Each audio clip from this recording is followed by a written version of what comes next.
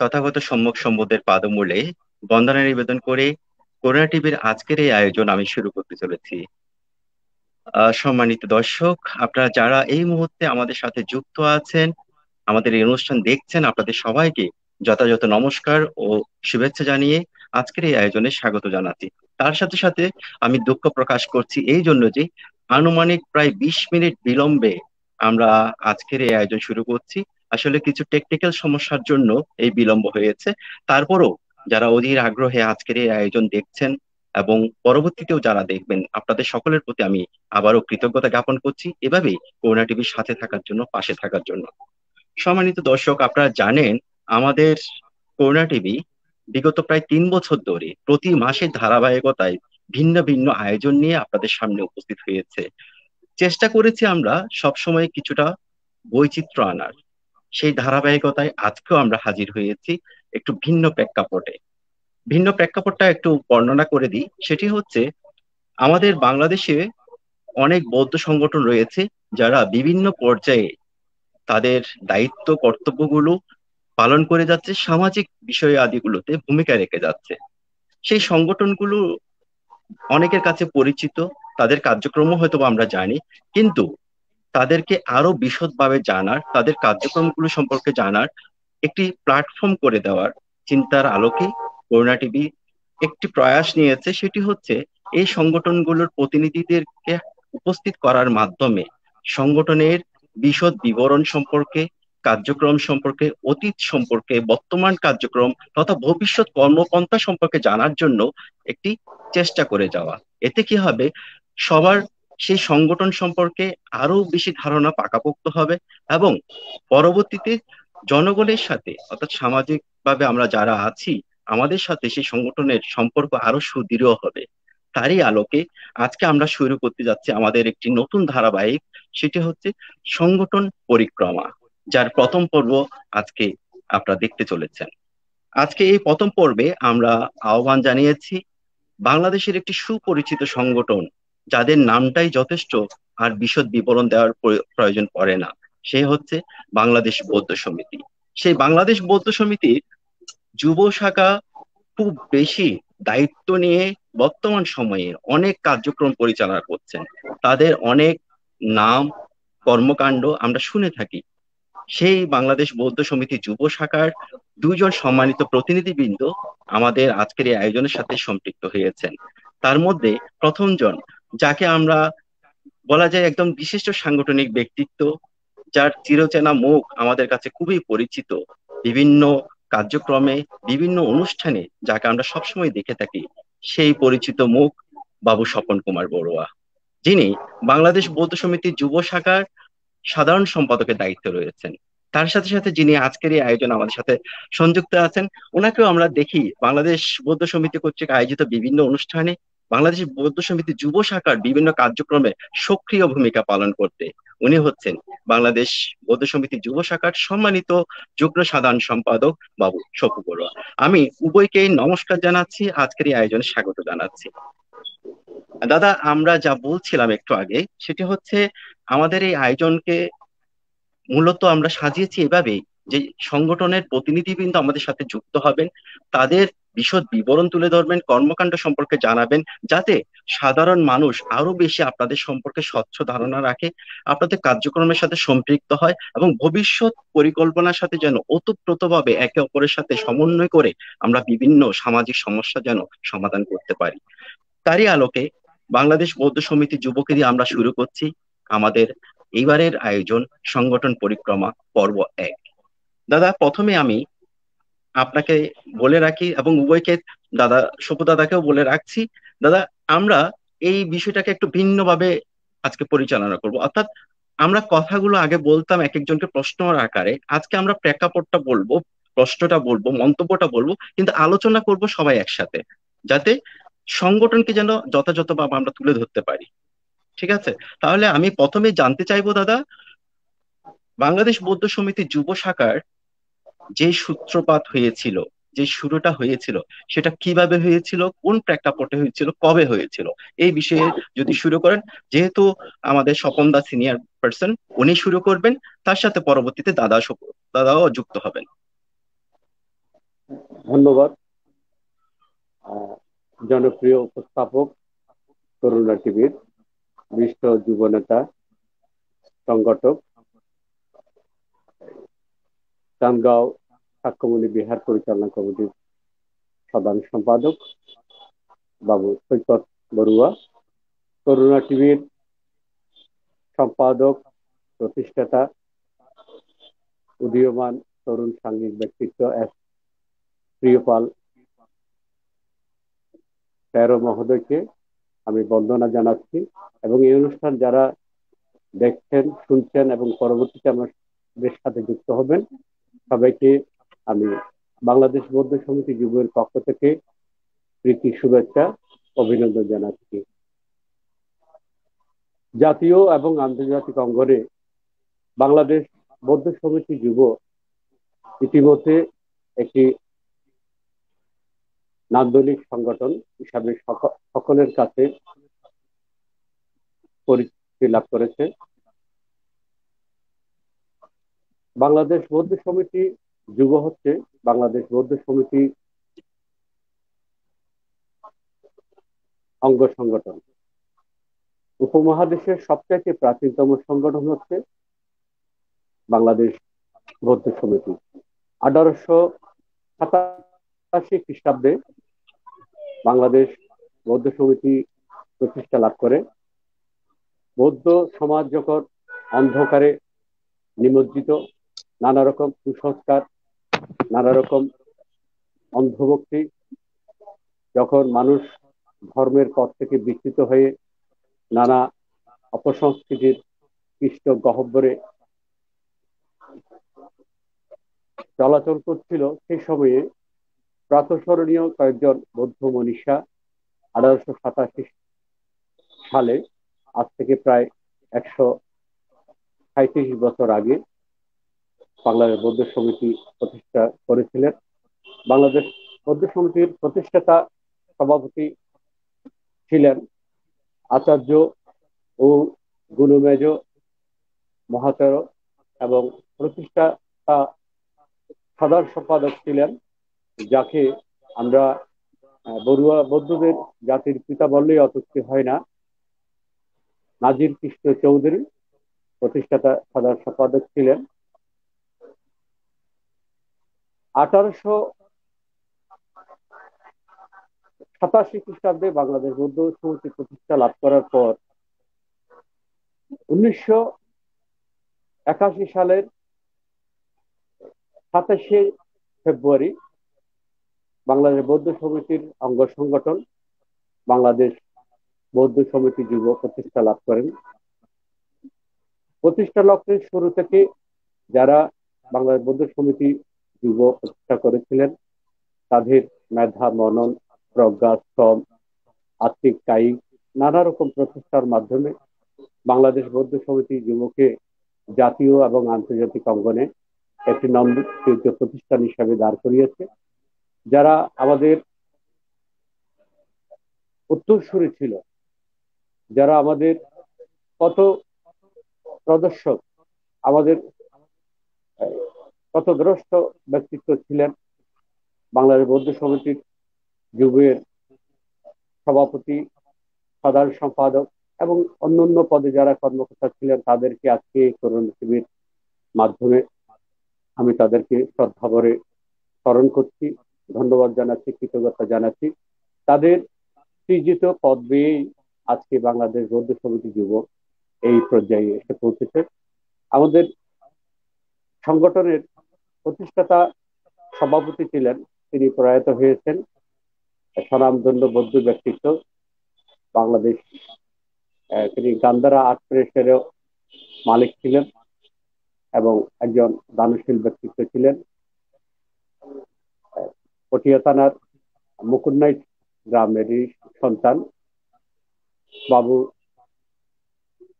প্রশান্ত চন্দ্র বড়ুয়া প্রতিষ্ঠাতা সভাপতি ছিলেন, এবং প্রতিষ্ঠাতা সাধারণ সম্পাদক ছিলেন বাবু বিপুলেশ চৌধুরী। তিনি এখনো ভালোভাবে অবস্থান করছেন, সুস্থ আছেন, এবং আমরা বিভিন্ন সময় তার সাথে যোগাযোগ করি, বিভিন্ন কর্মকাণ্ডের মাধ্যমে। এরপরে আমাদের সংগঠনের, আমি যেহেতু আজকে বাংলাদেশ বৌদ্ধ সমিতি যুবের কর্ম পরিকল্পনা বা পরিক্রমা আজকে করোনা টিভির মাধ্যমে আমাদের সংগঠনকে প্রথম আপনারা নির্বাচিত নির্বাচন করেছেন বাংলাদেশ বৌদ্ধ সমিতি যুবকে, সেই জন্য আমি আবার ধন্যবাদ জানাচ্ছি সংগঠনের পক্ষ থেকে। আমাদেরকে আপনারা আমাদের সংগঠনকে আপনাদের প্রথম পর্যায়ে প্রথম অনুষ্ঠানে উপস্থাপন করার জন্য। 1881 থেকে 1981 থেকে 1990 পর্যন্ত বাবু প্রশান্ত চন্দ্র বড়ুয়া সভাপতি ছিলেন। 1981 থেকে 1988 সাল পর্যন্ত বাবু বিপুলেশ চৌধুরী এই সংগঠনের প্রতিষ্ঠাকালীন সাধারণ সম্পাদক ছিলেন। 1988 সাল থেকে 1990 সাল পর্যন্ত পরবর্তীতে সাধারণ সম্পাদকের দায়িত্ব পালন করেন বিশিষ্ট শিক্ষাবিদ, ইংরেজি বিভাগের অধ্যাপক অধ্যাপক রঞ্জন বড়ুয়া। এরপরে 1990 থেকে 1991 থেকে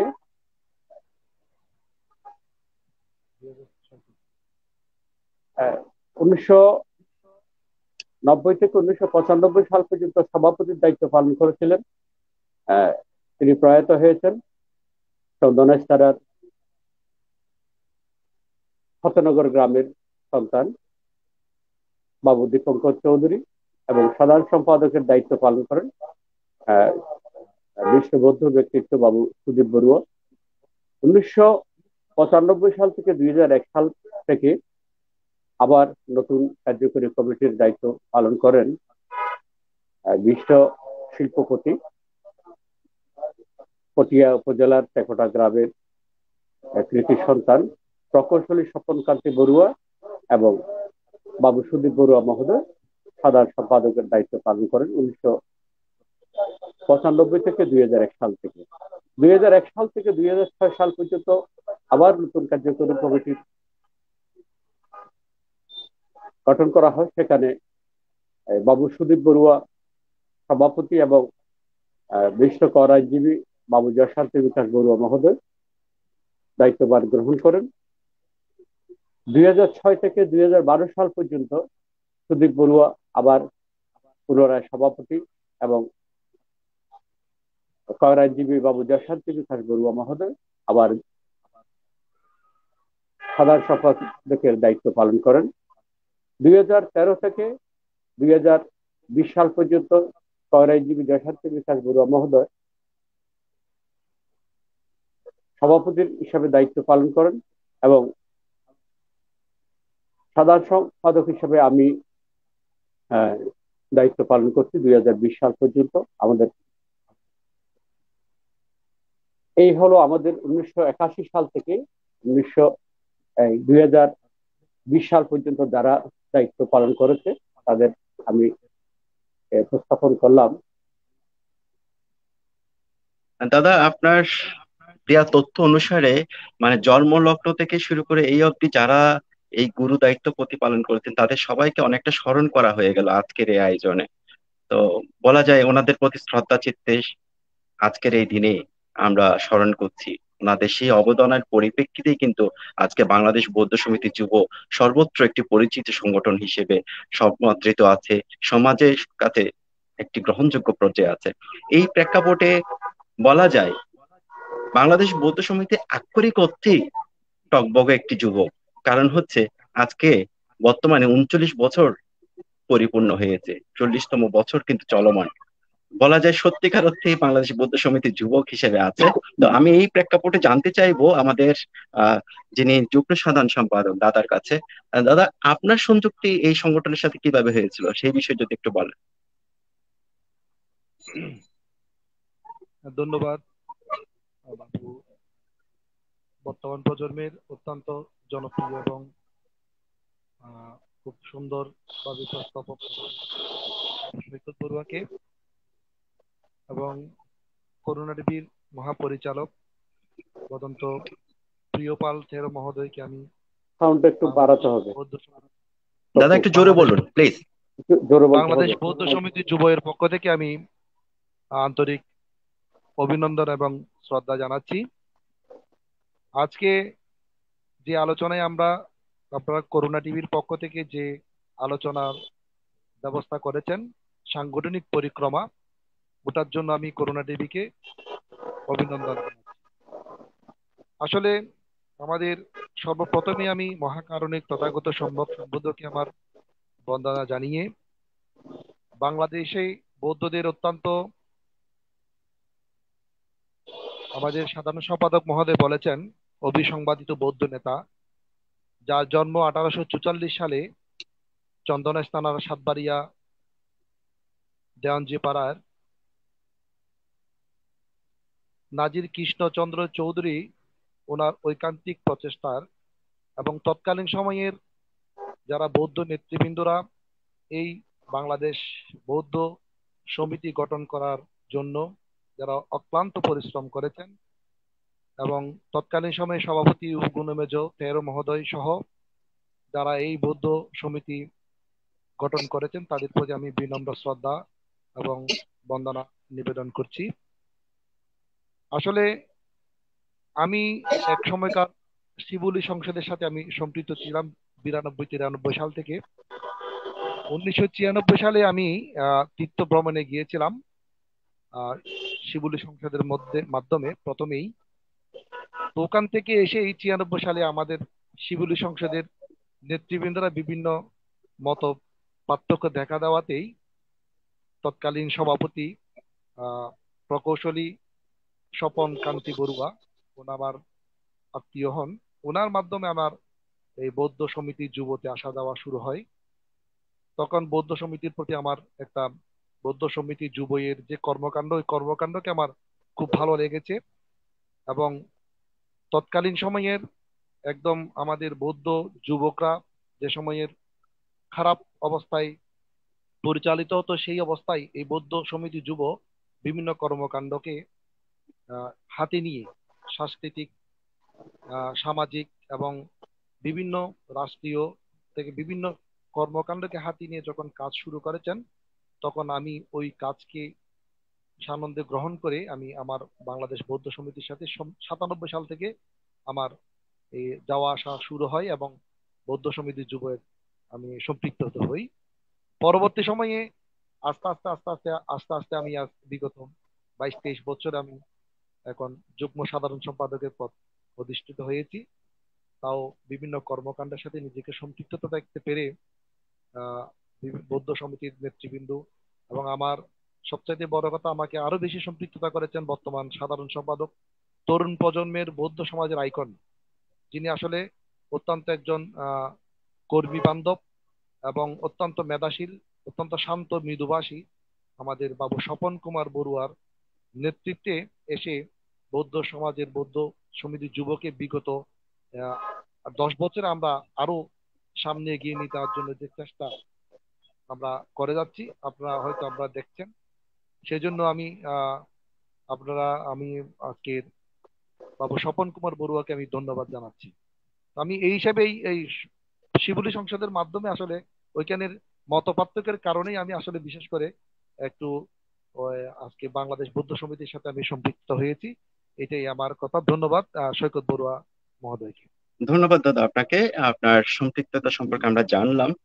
আর বলা যায় যে আপনি এখানে যুক্ত হয়েছেন বিদায় বর্তমান সময়ে বিভিন্ন কার্যক্রম, আপনার যে একটি সক্রিয় উপস্থিতি আমরা প্রতিনিয়ত খেয়াল করি, যে আপনার একটি ভূমিকা, আপনি মুখ্য একটি ভূমিকা প্রতিপালন করেন। তার পরিপ্রেক্ষিতে একটি গুরু দায়িত্বে বর্তমানে আছেন, যে ঠিক দাদার পরপরই আপনি দায়িত্বে আছেন। তা আপনার এই পদ লাভকে আমি সাধুবাদ জানাই এবং আরো বেশি আপনি কার্যক্রমে অংশগ্রহণ করবে সেই প্রত্যাশা করি। এবারে আমি দাদার কাছে আবার ফিরে যাব, আমাদের স্বপন কুমার বড়ুয়ার কাছে। যে কোনো একটি সংগঠন গঠন হওয়ার সময়কালে একটি উদ্দেশ্য এবং লক্ষ্য থাকে। আপনি যে বা যারা ভূমিকা রেখেছেন সভাপতি সমিতি তাদের কথা বলেছেন, কিন্তু সেই সময়কার উদ্দেশ্য লক্ষ্য কি ছিল যা নিয়ে আপনারা এগিয়ে চলেছেন বর্তমান সময় অবধি, সেই বিষয়াদি সম্পর্কে যদি একটু বলেন। আমাদের যারা পূর্বসূরি ছিল, বা যারা এই বাংলাদেশ বৌদ্ধ সমিতি যুব গঠন করার সময় যে লক্ষ্য, উদ্দেশ্য, আদর্শ নিয়ে এই সংগঠন প্রতিষ্ঠা করেছিলেন, বাংলাদেশ বৌদ্ধ সমিতির সম্মানিত নেতৃবৃন্দের নির্দেশনায় আমাদের আর্থসামাজিক উন্নয়নের লক্ষ্য নিয়ে, আমাদের সমাজ সদ্ধর্মকে একটি আলোকিত সুন্দর সমাজ বিনির্মাণের লক্ষ্য নিয়ে শিক্ষা, সাহিত্য, সংস্কৃতি, অর্থনীতি সর্বক্ষেত্রে আমরা বৌদ্ধরা অনগ্রসর ছিলাম।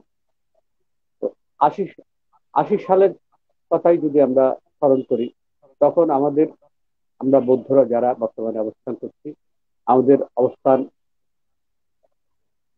সর্বক্ষেত্রে আমরা পিছিয়ে পড়েছিলাম।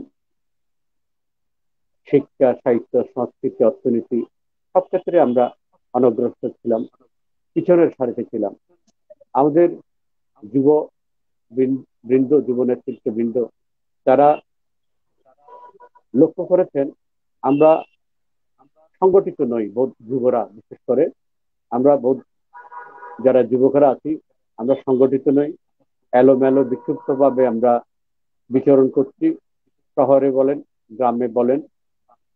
যুবকদের সংগঠিত করে নানামুখী কর্মকাণ্ড আমাদের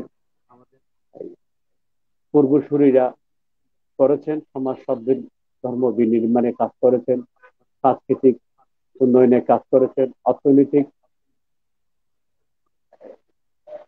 উন্নয়নে কাজ করেছেন, সাহিত্য সাহিত্য ক্ষেত্রে কাজ করেছেন, বিভিন্ন ক্ষেত্রে তারা কাজ করেছেন। তাদের কাজের ক্ষেত্রগুলি আস্তে আস্তে আস্তে আস্তে বাড়তে থাকে এবং নেতৃত্বের পরিবর্তন হয়।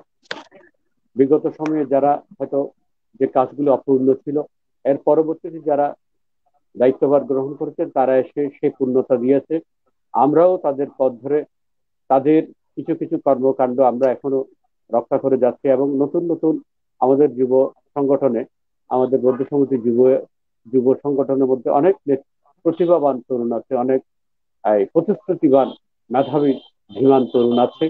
তাদের সকলের সমন্বয়ে আমরা কাজ করে যাচ্ছি। আমাদের বাংলাদেশ বৌদ্ধ সমিতি যুবের যে ৫৫ জন কার্যকরী কমিটির কর্মকর্তা আছে, প্রত্যেকে অত্যন্ত মেধাবী এবং সমাজের বিভিন্ন ক্ষেত্রে তারা প্রতিষ্ঠা লাভ করেছে। বিভিন্ন অঙ্গনে, শিল্প বলেন, সাহিত্য বলেন, সংস্কৃতি বলেন, অর্থনীতি, বিভিন্ন ক্ষেত্রে বর্তমানে ভালো অবস্থানে তারা অবস্থান করছেন। আমাদের বাংলাদেশ বৌদ্ধ সমিতি যুবের ৫৫ জনের মধ্যে এখানে আপনার ডাক্তার, ইঞ্জিনিয়ার, আপনার আর্কিটেক্ট, শিল্পী, সাহিত্যিক থেকে শুরু করে সব ক্ষেত্রের বিচরণ আছে। সকলের সমন্বিত প্রচেষ্টার মাধ্যমে আমরা সমন্বিত হয়েছি বাংলার বৌদ্ধ সমিতি যুবের পতাকা তলে। প্রত্যেকেই আমরা আমাদের যথাসাধ্য আমাদের মেধা দিয়ে, মনন দিয়ে, বুদ্ধি দিয়ে, শ্রম দিয়ে আমরা কাজ করে যাচ্ছি একটি সুন্দর সুন্দর সমাজ নির্মাণের লক্ষ্য নিয়ে। আমাদের অনেকগুলি কর্মকাণ্ড আছে, যেগুলি শুধু বাংলাদেশে নয়, বাংলাদেশের বাইরেও আমাদের কর্মকাণ্ডগুলি এখন সমাদৃত হয়েছে, সকলের কাছে প্রশংসিত হয়েছে। নিয়মিতভাবে আমরা অনেকগুলি ভালো উদ্যোগ, ভালো কর্ম আমরা গ্রহণ করেছি, সেগুলো আমরা প্রতিনিয়ত সমাজের বিভিন্ন স্তরে আমরা করে যাচ্ছি। আমাদের কর্মকাণ্ডের মধ্যে সবচেয়ে উল্লেখযোগ্য হলো ১৯৯৭ সাল থেকে আমাদের শিশু কিশোরদের প্রতিভা বিকাশের লক্ষ্যে আমাদের আজকের শিশুরা যেন আগামীতে সুন্দর, সুনাগরিক, সাংস্কৃতিক মনস্ক নাগরিক হিসেবে গড়ে উঠে, তার লক্ষ্য নিয়ে আমরা ১৯৯৭ সাল থেকে ২০০০ সাল পর্যন্ত একটানা ২৪ বছর উন্মুক্ত স্বর্ণপদক সাংস্কৃতিক প্রতিযোগিতা আয়োজন করে আসছি। কোনো বছর আমরা গ্যাপ দিইনি, একটানা বিরতিহীন ভাবে প্রত্যেক বছর আমরা এই আয়োজনটা করে আসছি। এটি শুধু বাংলাদেশে নয়, এটা উপমহাদেশের মধ্যে একটি সকলের কাছে প্রশংসিত হয়েছে, কারণ আমরা নিরপেক্ষভাবে এই আয়োজনটা করে করে আসছি। আমাদের এই আয়োজনে প্রতি বছর 1000, 1200, 800 প্রতিযোগী অংশগ্রহণ করে থাকে, ধর্ম বর্ণ নির্বিশেষে সকলেই এটাতে অংশগ্রহণ করে থাকে।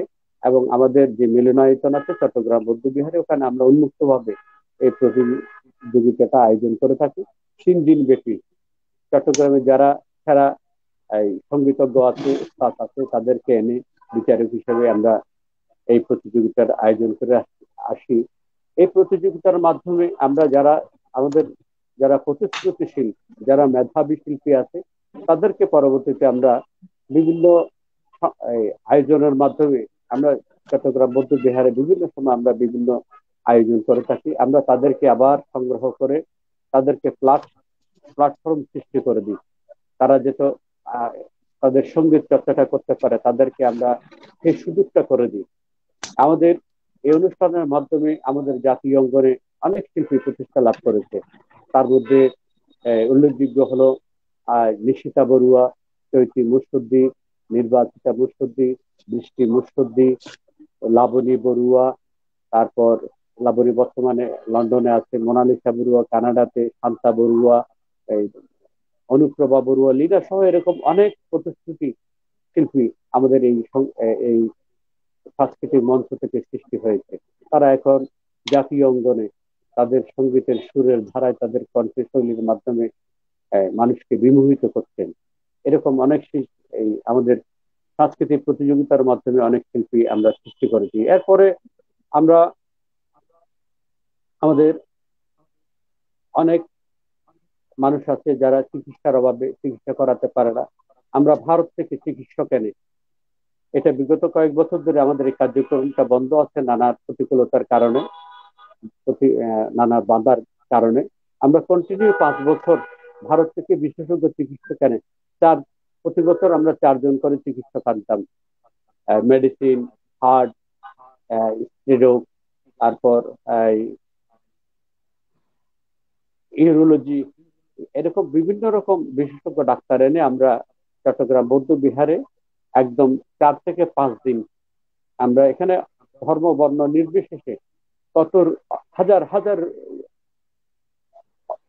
দুর্দশাগ্রস্ত রোগী আছে এখান থেকে চিকিৎসা গ্রহণ করেছে। সেটি বাংলাদেশে আর কোন সংগঠন করেছে বলে আমার মনে হয় না। একমাত্র বাংলাদেশ বৌদ্ধ সমিতি যুব ভারত থেকে বিশেষজ্ঞ চিকিৎসক এনে এই কর্মকাণ্ডগুলি পরিচালনা করেছে। এরপরে এটা আপনি অনেকে জানেন, বাংলাদেশ বৌদ্ধ সমিতি যুব শুধু এই কার্যক্রমটা বাংলাদেশের গণ্ডি পেরিয়ে এখন ভারত সহ বিভিন্ন দেশে, পৃথিবীর বিভিন্ন বৌদ্ধ দেশে এটি ছড়িয়ে পড়েছে। আমরা আমাদের শিশু কিশোরদের ধর্মীয় শিক্ষায় সুশিক্ষিত করার মানুষে আমরা ধর্মীয় শিক্ষার প্রচলন করেছি। প্রতি শুক্রবারে এখানে চট্টগ্রাম শহরে বসবাসরত অনেক শিশু কিশোর আছে, অনেক পরিবার আছে, তারা ধর্মীয় শিক্ষা পায় না, ধর্মীয় শিক্ষার কোনো ছোঁয়া পায় না। তাদেরকে ধর্মীয় শিক্ষা দেওয়ার জন্য আমরা বিগত 3 বছর যাবৎ এই ধর্মীয় শিক্ষাটা প্রচলন করেছি এবং তাদেরকে উৎসাহিত করার জন্য আমরা প্রতি শুক্রবারে আমাদের বৌদ্ধ সমিতি যুগের কর্মকর্তাদের সহযোগিতায় প্রত্যেকে এক এক সপ্তাহে এক একজনে আমরা তাদেরকে টিফিন দিই। ছোট ছোট কোমলমতি শিশু কিশোররা, তাদেরকে খুশি করার জন্য, তাদেরকে উৎসাহিত করার জন্য, তাদেরকে মন্দিরমুখী করার জন্য আমরা তাদেরকে প্রতি সপ্তাহে তাদের ধর্মীয় শিক্ষার পরে আমরা টিফিনের ব্যবস্থা করে দিই। এবং এরপরেও আমরা তাদেরকে নানামুখী ধর্মীয় পরীক্ষা, ছবি আঁকা, ধর্মীয় বুদ্ধের ছবি আঁকা সহ তাদেরকে নানা রকম প্রতিযোগিতার মাধ্যমে আমরা অংশগ্রহণ করাই উৎসাহিত করার জন্য, এবং তাদেরকে আমরা পুরস্কৃত করি। এরপরে 1987 সাল থেকে একটানা 2020 সাল পর্যন্ত বিগত 33 বছর যাবৎ মধু পূর্ণিমার দিনে বৌদ্ধ সমিতি যুগের আয়োজনে চট্টগ্রাম বৌদ্ধ বিহার মিলনায়তনে বর্ণাঢ্য আকারে খুব নান্দনিক ভাবে আমরা মধু পূর্ণিমার দিনে বুদ্ধ পূজা এবং শিবলী পূজার আয়োজন করে থাকি। এখানে আলোকসজ্জা সহ দৃষ্টিনন্দন ভাবে অনুষ্ঠানগুলো আমরা করে থাকি। আমাদের যারা শিশু কিশোর আছে চট্টগ্রাম শহরে যারা বসবাস করে, তাদেরকে উদ্বুদ্ধ করার জন্য, ধর্মের প্রতি অনুরক্ত করার জন্য আমরা এই আয়োজনটা করে আসছি। এখানে প্রচুর দর্শনার্থী আমাদের এই বুদ্ধ পূজা, শিবলী পূজার এখানে আগের দিন আমরা নানান ফল ফলাদির, নানান বাহারি ফল ফলাদির, এগুলো একদম কারুকার্যময় করে আমরা এই ফল ফলাদি আমরা মধ্যের সম্মুখে আমরা সুসজ্জিত করে পূজার আয়োজন করে থাকি। এরপরে আমাদের আরেকটি কার্যক্রম হচ্ছে প্রতি বছর নিয়মিত পরিবেশ বাঁচান, গাছ লাগার। আহ, প্রধানমন্ত্রীর এই স্লোগানে উদ্বুদ্ধ হয়ে আমরা প্রতি বছর বিভিন্ন অঞ্চলে গিয়ে, প্রত্যন্ত অঞ্চলে গিয়ে, গ্রামে গিয়ে, বিভিন্ন উপজেলায় গিয়ে আমরা বৃক্ষরোপণ আয়োজনটা করে করে থাকি। এটা আমাদের নিয়মিত কার্যক্রম। এরপরে আমরা বিভিন্ন গ্রামে, যেখানে অনাথ আশ্রম আছে, বৃদ্ধাশ্রম আছে, সেখানে গিয়ে আমাদের বিনামূল্যে শিক্ষা সামগ্রী আমরা তাদের হাতে তুলে দিই প্রতি বছর। বিভিন্ন বিভিন্ন অঞ্চলে কোনো আহ, এক এক বছর এক এক জায়গায় আমরা যাই, বিনামূল্যে শিক্ষা সামগ্রী দিয়ে থাকি। যেখানে এই অনাথ আশ্রম আছে সেখানে, বা অনেক গরিব অসহায় গ্রাম আছে, সেখানেও আমরা এই কার্যক্রমগুলি আমাদের আহ, করে থাকি। এরপরে এই যারা গরিব অসহায় অনেক রোগী আছে, যারা চিকিৎসা করাতে পারে না, এই অভাবগ্রস্ত মানুষ, দুরারোগ্য ব্যাধিতে আক্রান্ত আছে, এরকম অনেক মানুষকে বাংলাদেশ বৌদ্ধ সমিতি যুগের কর্মকর্তাদের সার্বিক সহযোগিতায় আমরা এই চিকিৎসা সেবাগুলি দিয়ে থাকি আমাদের যতটুকু সামর্থ্য আছে। আমি এখানে একটা বিষয় উল্লেখ করছি, সেটি হচ্ছে গত বছর আমরা মধ্যমজোড়া গ্রামের খুশি বড়ুয়া নামে একজন রোগীর দুইটা কিডনি নষ্ট হয়ে গিয়েছে। আমাদের বৌদ্ধ সমিতির সমাজ কর্মকর্তার বৃন্দের নেতৃত্বে, আমার একান্ত প্রচেষ্টায় তাকে আমরা প্রায় 14 লক্ষ টাকা ক্যাশ তুলে দিয়েছি। খুশি বড়ুয়া সে বর্তমানে ভালো আছে, মোটামুটি সুস্থ আছে। এরপরে আমাদের কোনো কিছু যদি বাদ যায় একটু অ্যাড করবে। এরপর আমাদের এই যেগুলো হাজার বছরের আমাদের সংস্কৃতি, কৃষ্টি সভ্যতা, ইতিহাস, ঐতিহ্যের এই ধারক বাহক আমাদের বৌদ্ধ নাটক, এগুলো কালের গর্ভে হারিয়ে গিয়েছে। এখন আমাদের নতুন প্রজন্মরা নানা রকম অপসংস্কৃতির মধ্যে ডুবে আছে, নানা রকম ডিজে, হিন্দি গান, নানা রকম অসংস্কৃতির কর্মকাণ্ডে তারা নিমজ্জিত হয়েছে।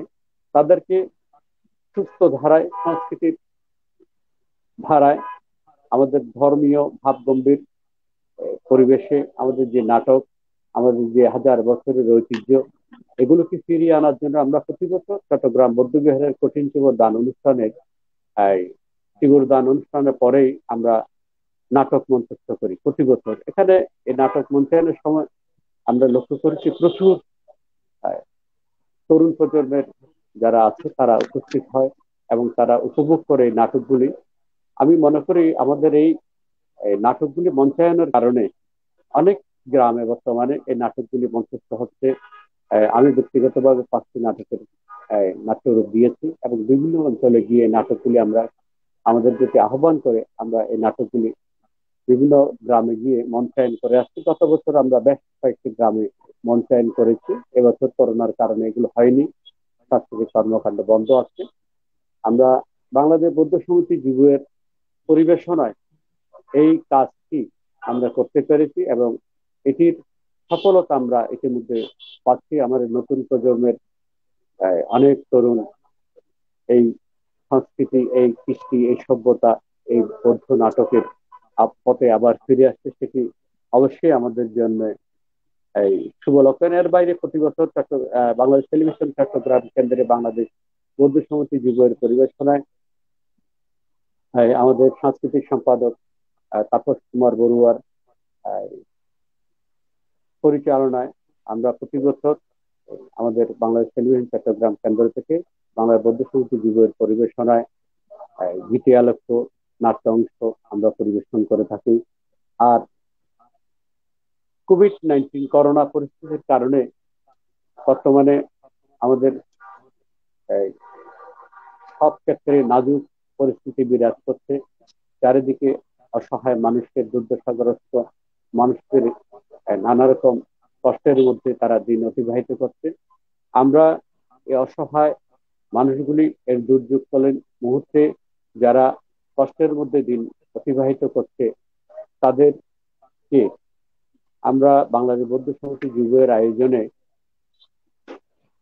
বিগত বসবাসকালীন সময়ে 3 মাস একটানা প্রতি শুক্রবার আমরা এই, প্রতি শুক্রবারে 50, 55, 60 জন 60 পরিবারকে আমরা চাল, ডাল, তেল, লবণ, আটা, আলু সহ নিত্য প্রয়োজনীয় দ্রব্য সামগ্রী আমরা এই গরিব অসহায় মানুষদের হাতে তুলে দিতে পেরেছি। আমরা এই 3 মাসে আমরা প্রায় 600 পরিবারের হাতে এই এই মানবতার উপহার সামগ্রী তুলে দিতে পেরেছি। আমরা প্রায় 4 লক্ষ টাকা আমাদের বাংলাদেশ বৌদ্ধ সমিতি যুগের কর্মকর্তা বৃন্দের আর্থিক সহযোগিতায় এবং সমাজের দানশীল ব্যক্তিদের সহযোগিতায় আমরা প্রায় 600 পরিবারকে এই করোনার দুর্যোগকালীন সময়ে তাদেরকে মানবতার উপহার সামগ্রী হিসাবে এই, তুলে দিতে পেরেছি।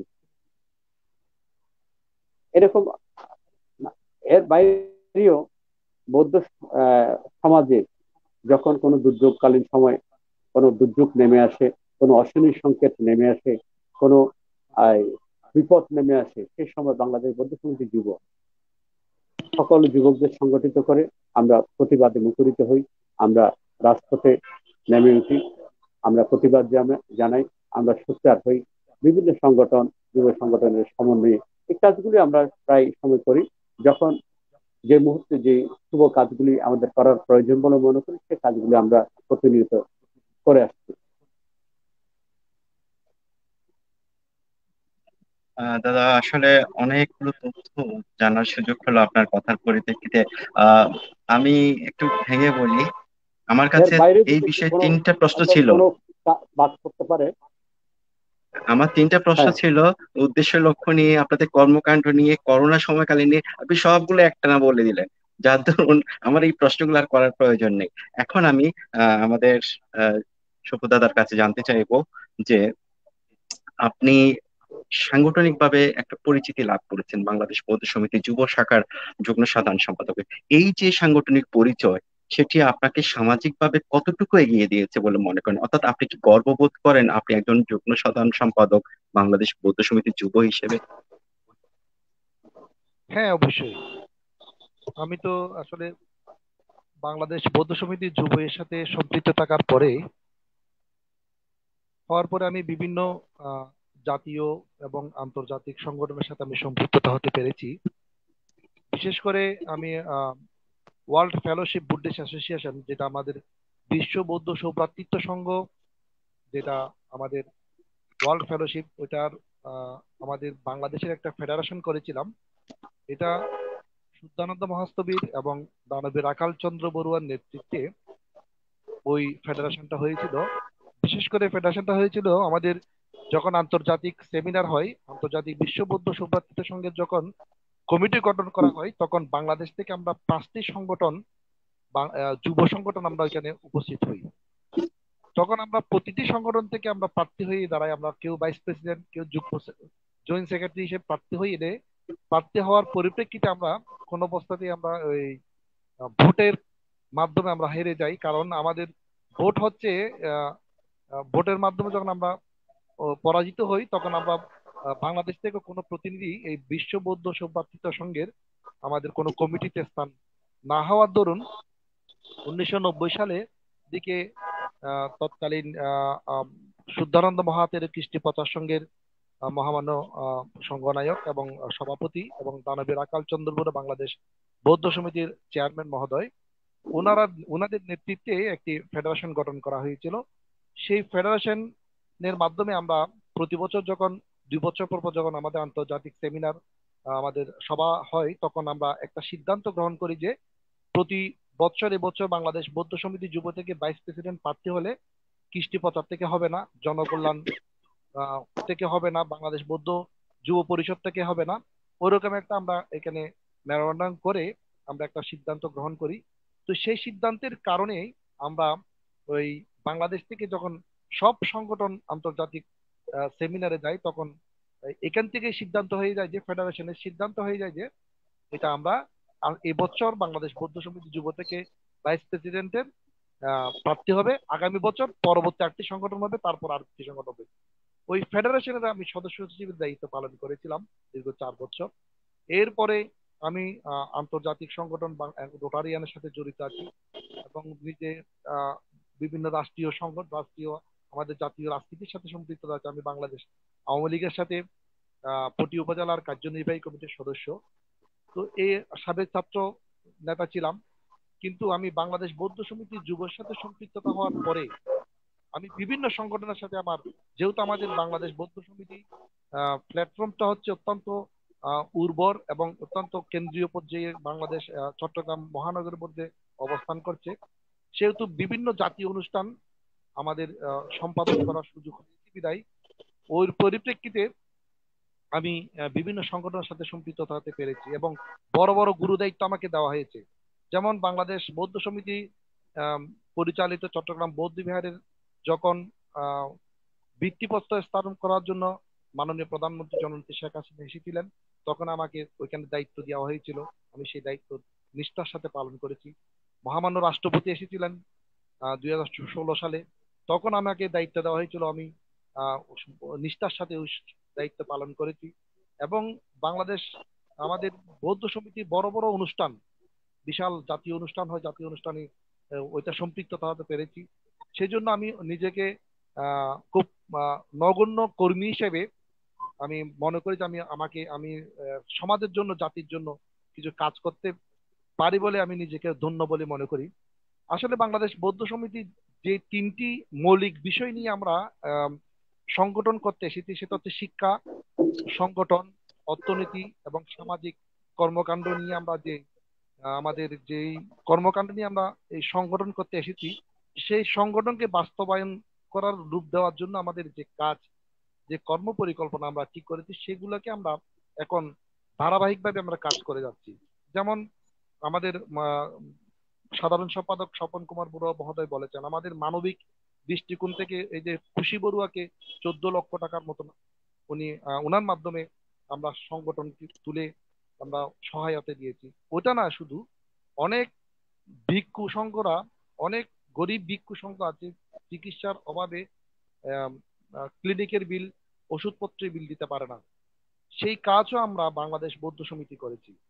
আমরা করোনাকালীন সময়ে যে মানবিক সহায়তা বাংলাদেশের বৌদ্ধদের, চট্টগ্রামে অবস্থানরত যারা গরিব গরিব যারা আছে তাদেরকে, যারা অনেক সহায় আম, সহায়তা না নেওয়ার লোকও ছিল, আমাদের এই যে সহায়তা নিয়েছেন গরিব, আমাদের যে করোনাকালীন সময় আমাদের যে ত্রাণ আমরা দিয়েছি 3 মাস ব্যাপী, এটা বিশাল এক আমাদের কর্মযজ্ঞ, ওইটাকে আমরা সুসম্পন্নভাবে বাস্তবায়ন দিতে সক্ষম হয়েছি।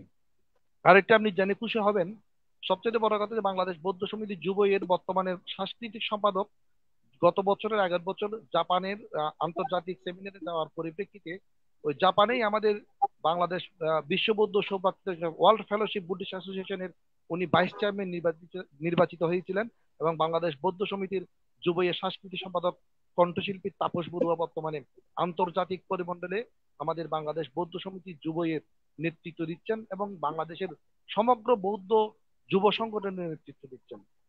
এখন বর্তমান সময়ের আসলে অনেক যুব সংগঠন হয়েছে, এটা আসলে আমাদের অত্যন্ত গর্বের বিষয়। এক সময় বাংলাদেশের বৌদ্ধদের যুব সংগঠন ছিল মুষ্টিমেয় কয়েকটা, কৃষ্টি 50 যুব, বাংলাদেশ বৌদ্ধ সমিতি যুব, শিবুলি সংসদ বৌদ্ধ যুব পরিষদ, এই 2-4টা। এখন অনেক সম্যক থেকে ত্রিবেদী থেকে শুরু করে অনেক সংগঠন হয়েছে। এই সংগঠন হওয়ার পরিপ্রেক্ষিতে আমাদের বৌদ্ধ সমাজের যে ছেলেরা বিপথে না গিয়ে আমাদের ধর্মীয় কর্মকাণ্ডের সাথে, ধর্মীয় শিক্ষা ও সংস্কৃতির সাথে সম্পৃক্ত থেকে নিজেদেরকে উজাড় করে সমাজ ও জাতির জন্য যে কর্মকাণ্ড, যে কাজ চালিয়ে যাচ্ছেন, সেটা কিন্তু আমাদের বৌদ্ধ সমাজের জন্য অত্যন্ত গর্বের বিষয়, অত্যন্ত আমাদের আহ, আশার বিষয় হচ্ছে। সেটা আমাদের এই ছেলেদেরকে আমরা, এই যুবকদেরকে আমরা অন্ততপক্ষে আমার বিপদে না গিয়ে এতে এই কর্মকাণ্ডের সাথে জড়িত থাকার জন্য আমি সকল সংগঠনের নেতৃবৃন্দকে আমি ধন্যবাদ জানাচ্ছি। একটা কথা হচ্ছে আমাদের বিশেষ করে আমরা বাংলাদেশ বৌদ্ধ সমিতি যুব, আপনি জানেন আমাদের বাংলাদেশে বৌদ্ধ সমিতি যুবর অনেক শাখা সংগঠন আছে। বাংলাদেশ বৌদ্ধ সমিতি যুব ঢাকা অঞ্চলের শাখা সংগঠন আছে, খাগড়াছড়ি, রাঙ্গামাটি, আমাদের কক্সবাজার, উকিয়া, আমাদের বান্দরবান। অনেক শাখা বান্দরবান। এখন আমরা নতুন একটা আমরা আমরা আগে ছিল ওইটা আমাদের মিরসরাইতে, এখন সামনে অনতিবিলম্বে আমরা কুমিল্লাতে একটা বৃহত্তর কুমিল্লাতে আমরা একটা পরিকল্পনা গ্রহণ করেছি। করোনার জন্য আমরা এটা হতে পারে নাই, ইতিমধ্যে ওটা রেডি করেছেন আমাদের বৃহত্তর কুমিল্লা উত্তর মহানগরের মধ্যে একটা, উত্তর দক্ষিণ মহানগরের মধ্যে বৃহত্তর কুমিল্লার মধ্যে আমরা করব। তো ব- আমরা কাজ করতে চাই। আহ, আগামীতেও আমরা এই বৌদ্ধ সমিতি যুব এর কর্মকাণ্ডকে আমরা সম্পৃক্ত রেখে বৌদ্ধ যুবকদেরকে আমরা কাজে সম্পৃক্ত করার জন্য প্রয়াস চালিয়ে যাচ্ছি। ধন্যবাদ সৈকত বড়ুয়া মহোদয়কে। দাদা, আমি আপনার কথার পরিপ্রেক্ষিতে বলি যে আপনি নিজেকে অনেকটা গর্বিত অনুভব করেন একজন একজন বাংলাদেশ বৌদ্ধ সমিতি যুবর সাংগঠনিক দায়িত্বে থাকার সাপেক্ষে, এটা নিশ্চিত। হুম। হ্যাঁ, অবশ্যই। আমি যেহেতু বাংলাদেশ বৌদ্ধ সমিতি যুবর সাথে সম্পৃক্ত থাকার পরিপ্রেক্ষিতে আমি হুম। জাতীয় আন্তর্জাতিক সংগঠনের সাথে সম্পৃক্ত হতে পেরেছি। আমি আমার রাষ্ট্রীয় সংগঠনের সাথে আমি সম্পৃক্ত হতে পেরেছি। আমি আন্তর্জাতিক সংগঠনের সাথে সম্পৃক্ত হতে পেরেছি এবং অনেক সামাজিক সংগঠন, বাংলাদেশ মানবাধিকার কমিশন থেকে শুরু করে অনেক সামাজিক সংগঠন থেকে, সাংস্কৃতিক সংগঠন থেকে শুরু করে অনেক সংগঠনের সাথে আমি সম্পৃক্ত হতে পেরে আমি খুব গর্ববোধ করছি। তার মূলের কারণ হচ্ছে বাংলাদেশ বৌদ্ধ সমিতি যুব। আমি বাংলাদেশ বৌদ্ধ সমিতি যুবর কাছে আমি ঋণী হয়ে আছি। ধন্যবাদ দাদা আপনাকে। আহ, আপনার কথার পরিপ্রেক্ষিতে আমি স্বপনদার কাছে জানতে চাইবো, আমাদের বাংলাদেশের প্রেক্ষাপটে অনেক বৌদ্ধ প্রতিরোধ দেশ রয়েছে যাদের সাথে সঠিকভাবে অনেক সময় যোগাযোগ স্থাপন করা যায় না। এই ক্ষেত্রে বাংলাদেশ বৌদ্ধ সমিতির যুবক কি বিশেষ ভূমিকা প্রতিপালন করে থাকে? আমাদের এই বাংলাদেশ বৌদ্ধ সমিতি যুব হচ্ছে WFBY, world fellowship of Buddhist ইয়তের বাংলাদেশের আঞ্চলিক কেন্দ্র। বাংলাদেশে WFBY এর এফিলিয়েটেড 5টি যুব সংগঠন আছে, তার মধ্যে বাংলাদেশ বৌদ্ধ সমিতি যুব, বৌদ্ধ খ্রিস্টি প্রচার সংঘ যুব, বৌদ্ধ যুব পরিষদ, আবরকিন জনকল্যাণ সংস্থা সংস্থা। এবং MWO মহামন্ডল ওয়েলফেয়ার অর্গানাইজেশন। এই 5টি হচ্ছে WFBY, world fellowship of Buddhist ইয়তের বাংলাদেশের আঞ্চলিক কেন্দ্র। বর্তমানে আহ, সারা বিশ্বব্যাপী অনেক বৌদ্ধ যুব সংগঠন আছে, তার মধ্যে world fellowship of Buddhist youth WFBY হচ্ছে অন্যতম, এবং এটির শাখা পৃথিবীর বিভিন্ন বৌদ্ধ দেশে আছে। বিভিন্ন বৌদ্ধ প্রধান দেশ যেখানে আছে সেই সমস্ত দেশের বৌদ্ধ যুব সংগঠন এই সংগঠনের সাথে সম্পৃক্ত। আমরা যখন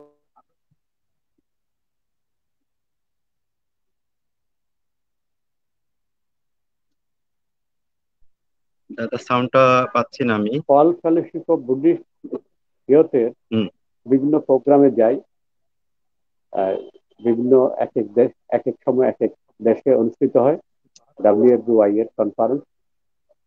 Korea, Japan, Thailand, Sri Lanka, America, Taiwan, বিভিন্ন দেশে সংগঠিত হয়। সেখানে যারা বিশ্ব বৌদ্ধ সৌভাগ্য সংঘ যুগের যারা নেতৃবৃন্দ আছে তাদের সাথে আমাদের কথা হয়, বিভিন্ন পরিকল্পনা কর্ম পরিকল্পনা নেওয়া হয়, দেয়া হয়, আমাদেরকেও দেয়া হয়। ওরাও প্রতি প্রতি বছর বিভিন্ন জায়গায় বিভিন্ন দেশে তাদের কার্যক্রমগুলি উপস্থাপন করে, তারা এই আয়োজনগুলি করে থাকে। আমাদেরকে তারা ইনভাইট করে যাওয়ার সময় আমরা বিভিন্ন সময় বিভিন্ন ক্ষেত্রে বিভিন্ন প্রতিকূল কারণে হয়তো আমরা এখানে অর্থনৈতিক ব্যাপার স্যাপারও অনেক সময় জড়িত থাকে। একবার বিদেশে যদি একটা কনফারেন্সে আসা যাওয়া করতে হয় কমপক্ষে 1 লাখ টাকা খরচ হয়।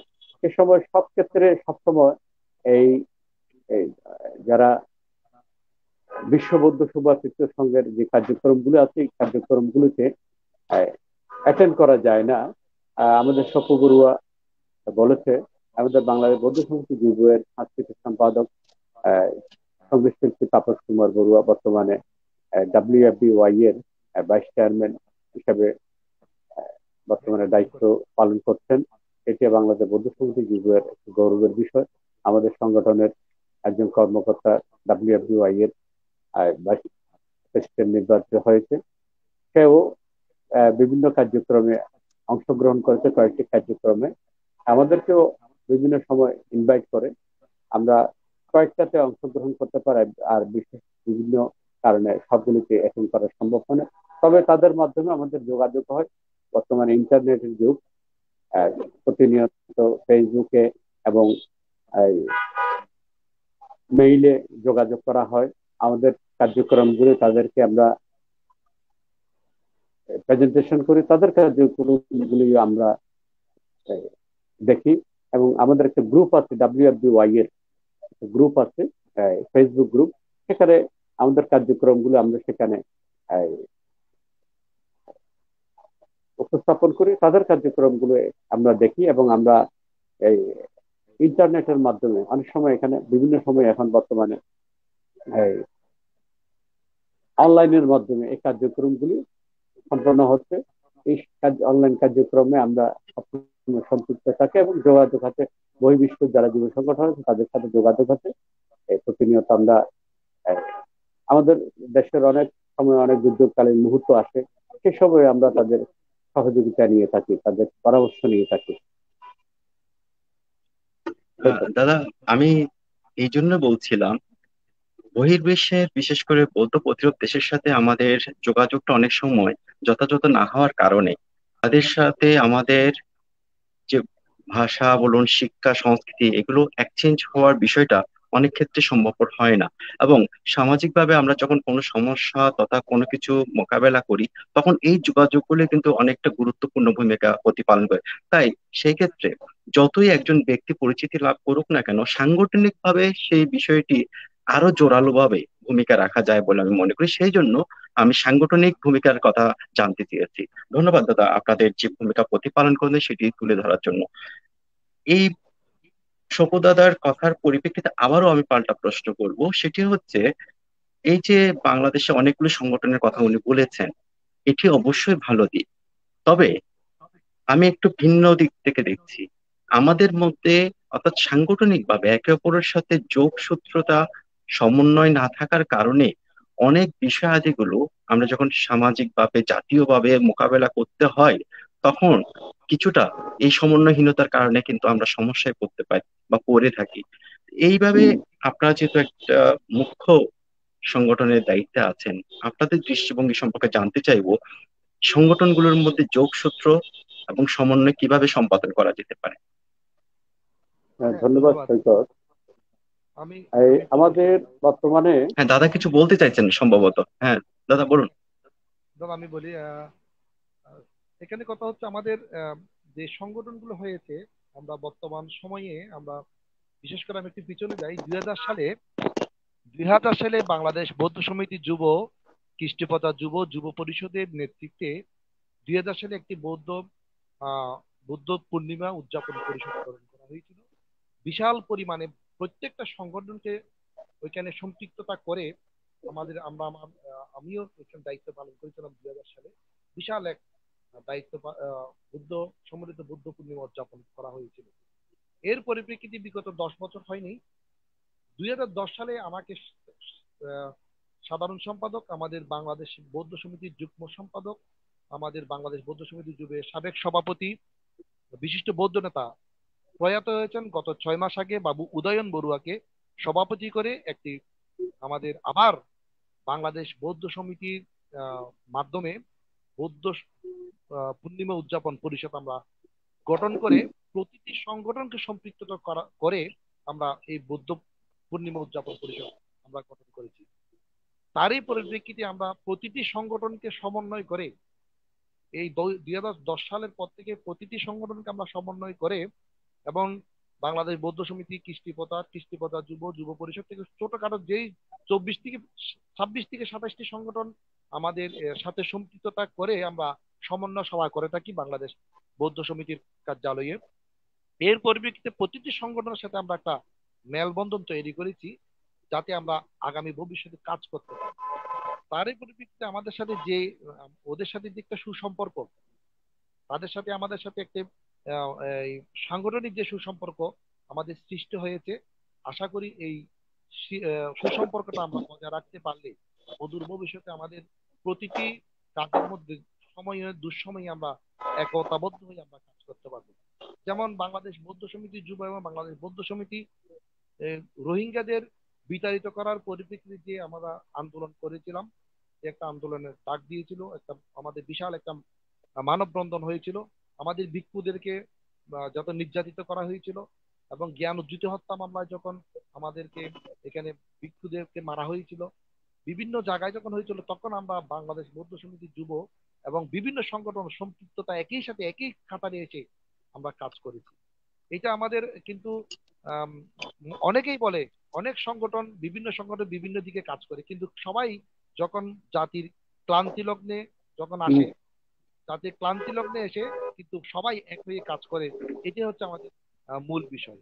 এটা হচ্ছে আমাদের সবচেয়ে বড় কথা হচ্ছে যে সব সংগঠনকে ডাকলে আমরা একসাথে একত্রিত করতে পারি। এখন সম্প্রতি সম্প্রতি বিগত 5-6 বছর থেকে আমাদের ছাত্র নেতা মিতুন বড়ুয়া এবং স্বপন বড়ুয়ার নেতৃত্বে, আমাদের সাধারণ সম্পাদক স্বপন কুমার বড়ুয়ার নেতৃত্বে আমাদের যে একটা নতুন অধ্যায় সৃষ্টি হয়েছে, যেটা হচ্ছে আমাদের প্রবারণা পূর্ণিমার দিন যে আমাদের আহ প্রবারণা উদযাপন পরিষদ করে সমস্ত সংগঠনকে সম্পৃক্ততা করে স্বপন বড়ুয়া এবং মিতুন বড়ুয়ার নেতৃত্বে সমস্ত সংগঠনকে সম্পৃক্ততা করে আমাদের প্রবারণ উদযাপন পরিষদ গঠন করার মাধ্যমে আমরা জাতি ধর্ম বর্ণ নির্বিশেষে সবাইকে একটি সুন্দর অনুষ্ঠান উপস্থাপন করতে পারি, উপহার দিতে পারি। সেটা হচ্ছে আমাদের একটা গর্বের বিষয়, মূল বিষয়। তো আমি মনে করি আমাদের যে সংগঠনগুলো আছে, যে সংগঠনগুলো সবসময়ই একতাবদ্ধ হয়ে কাজ করবে, সেই আশা আমি সব সময় আশা পোষণ করি। সবসময় আমি আশা রাখি যে আমাদের সমস্ত আহ, সুবিধা অসুবিধা সময় আমরা আমাদের একত্রিত হতে পারবো, এই আশা ব্যক্ত করছি। ধন্যবাদ সৈকত বড় মহোদয়কে। দাদা, আপনার মতামতটা পেলাম, তার সাথে আমি এখন স্বপনদার মতামতটাও একটু নিতে চাইবো যে এই বিষয়ে আর কি কি করণীয় থাকতে পারে। আমাদের বর্তমানে নবীন প্রবীণ অনেকগুলি সংগঠন এই বাংলাদেশে বর্তমানে সৃষ্টি হয়েছে। তার মধ্যে প্রবীণ সংগঠন রয়েছে প্রায় 5টির মতো। নতুন প্রজন্মের যারা আছে উদীয়মান তরুণ, তারাও নিজেদের মধ্যে সংগঠিত করে নিজেদের সংগঠিত হয়ে অনেক সংগঠন তারা দাঁড় করেছে এবং বিভিন্ন রকম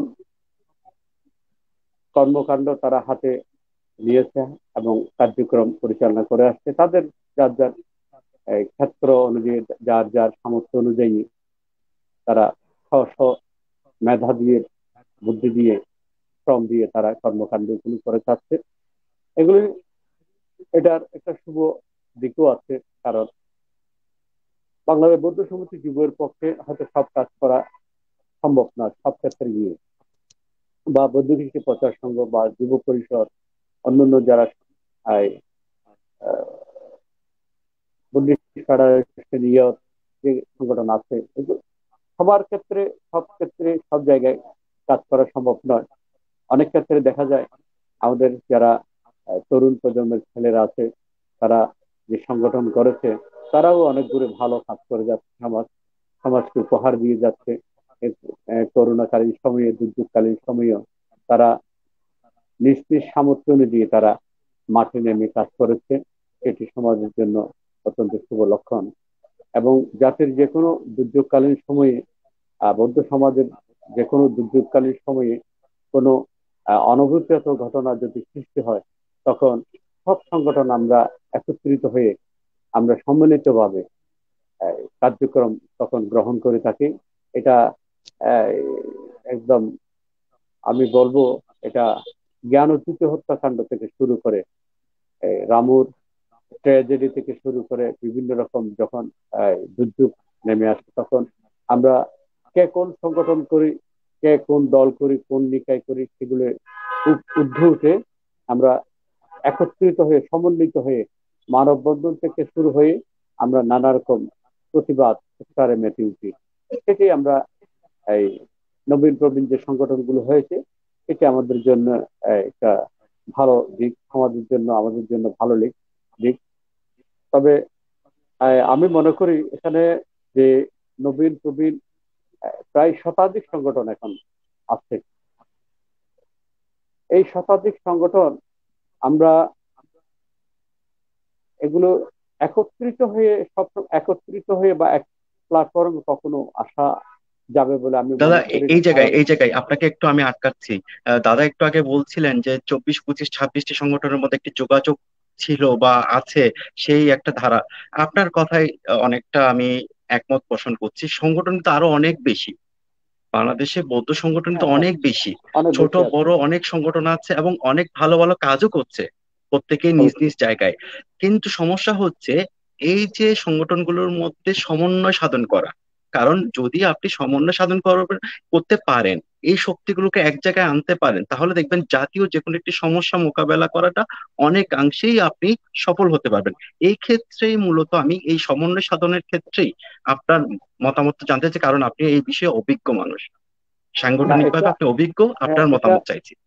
সমন্বয় সাধন।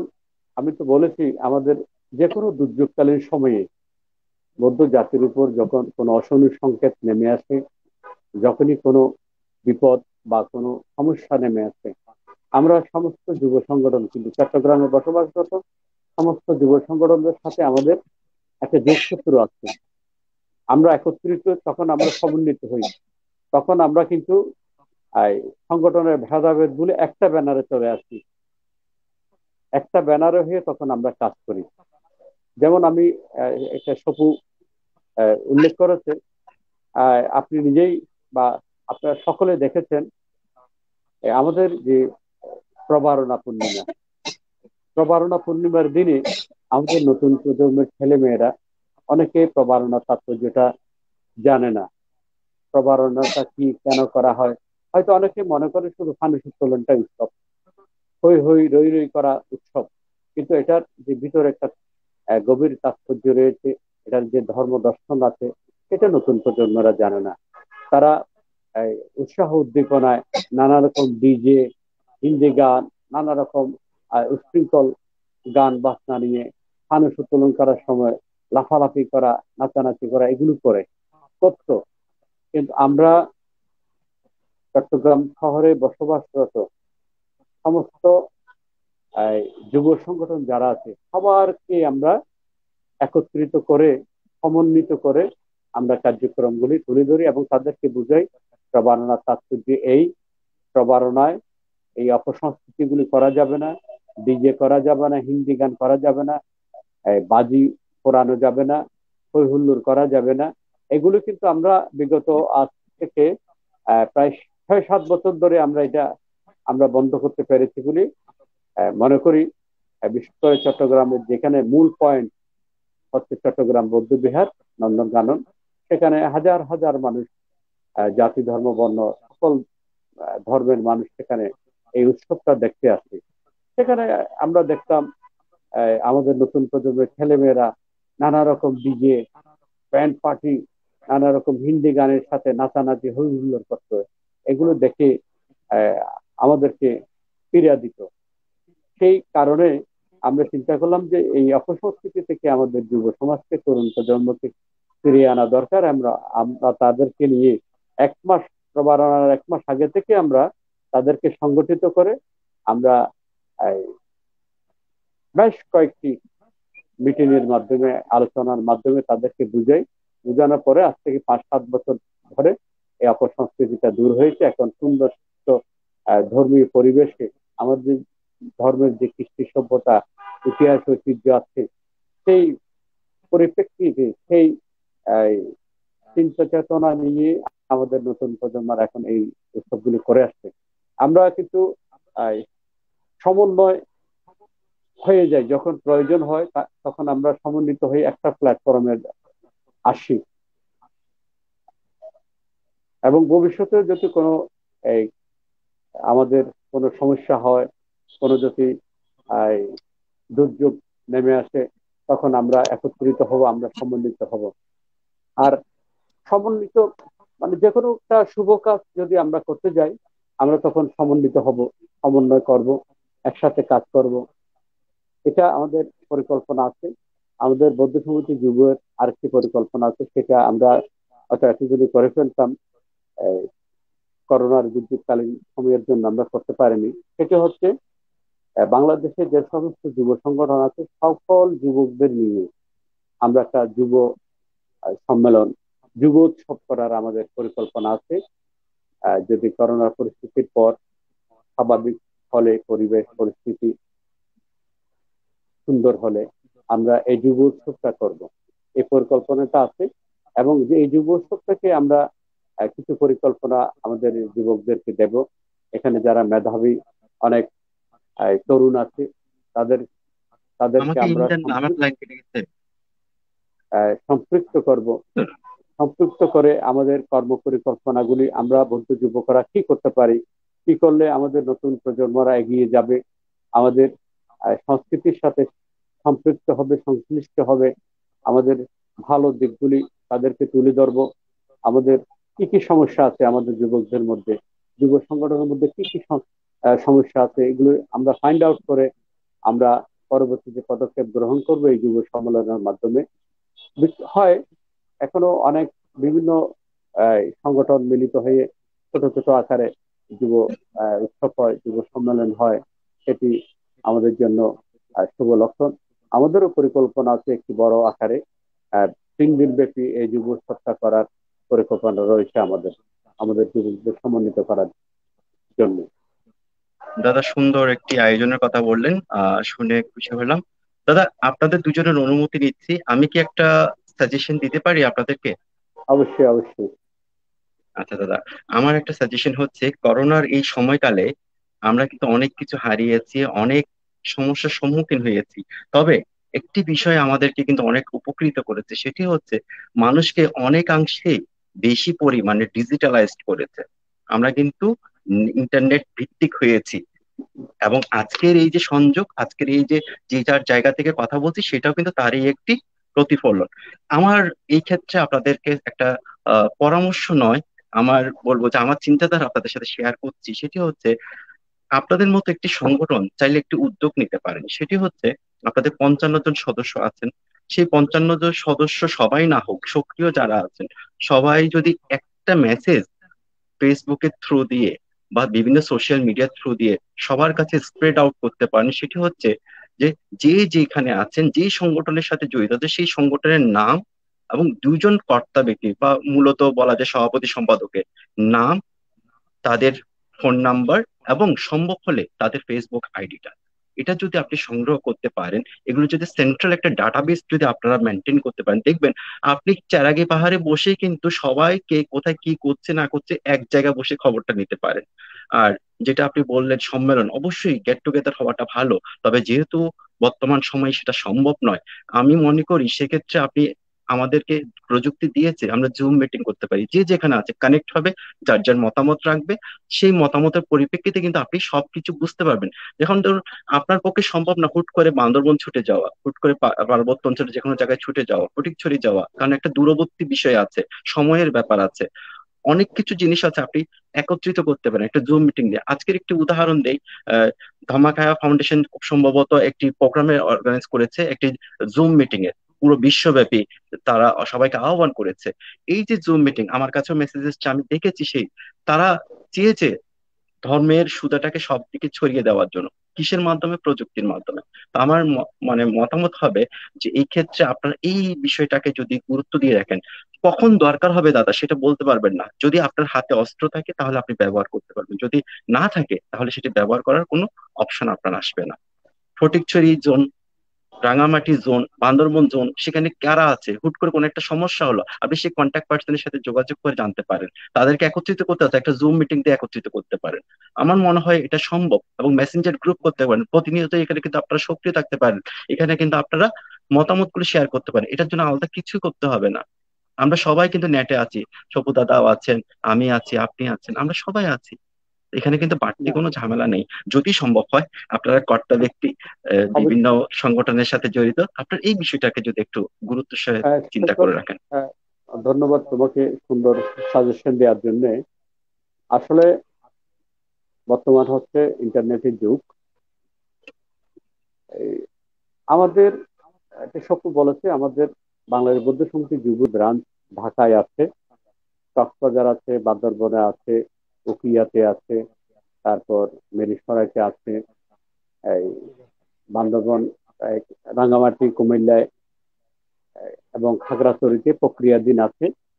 মোটামুটি সবার সাথে আমাদের একটা নেটওয়ার্ক আছে। এবং যে সমস্ত বৌদ্ধ সংগঠন বর্তমানে আছে, আমি বাইরের কথা বলছি না, চট্টগ্রামে অবস্থানরত তরুণ প্রজন্ম থেকে শুরু করে সবার সাথে আমার যোগাযোগ আছে, এবং সবার টেলিফোন নাম্বার, সব সংগঠনের সভাপতি, সাধারণ সম্পাদক, তাদের টেলিফোন নাম্বার আমার সংগ্রহে আছে।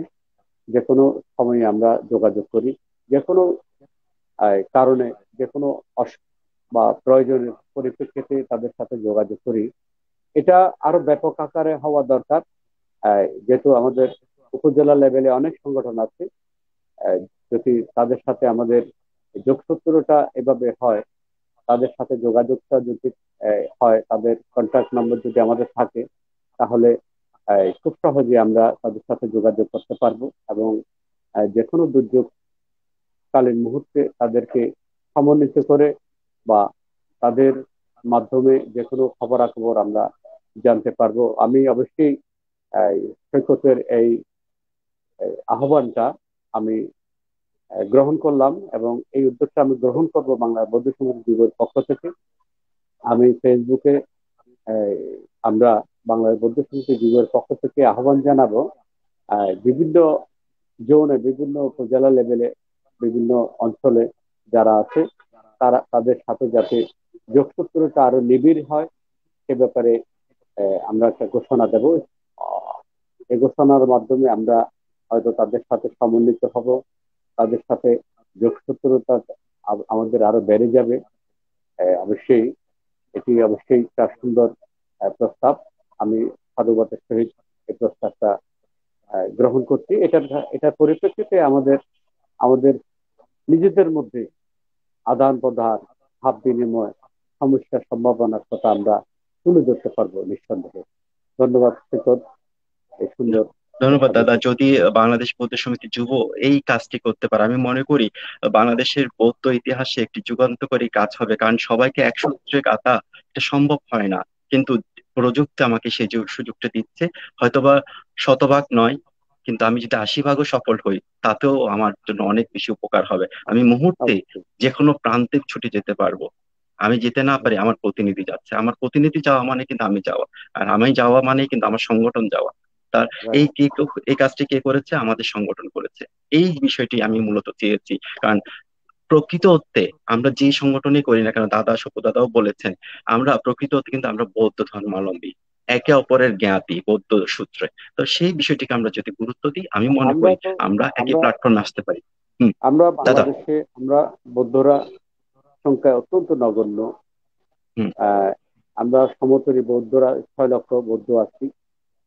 এই 6 লক্ষ বৌদ্ধদের মধ্যে আমরা যদি সংগঠিত হয়ে থাকতে না পারি, একতাবদ্ধ হয়ে থাকতে না পারি, নিজেদের মধ্যে যদি আহ, ঐক্য মন্ত্রে আমরা বসবাস করতে না পারি, তাহলে আমাদের অস্তিত্ব নিয়ে আমরা সংকীর্ণ।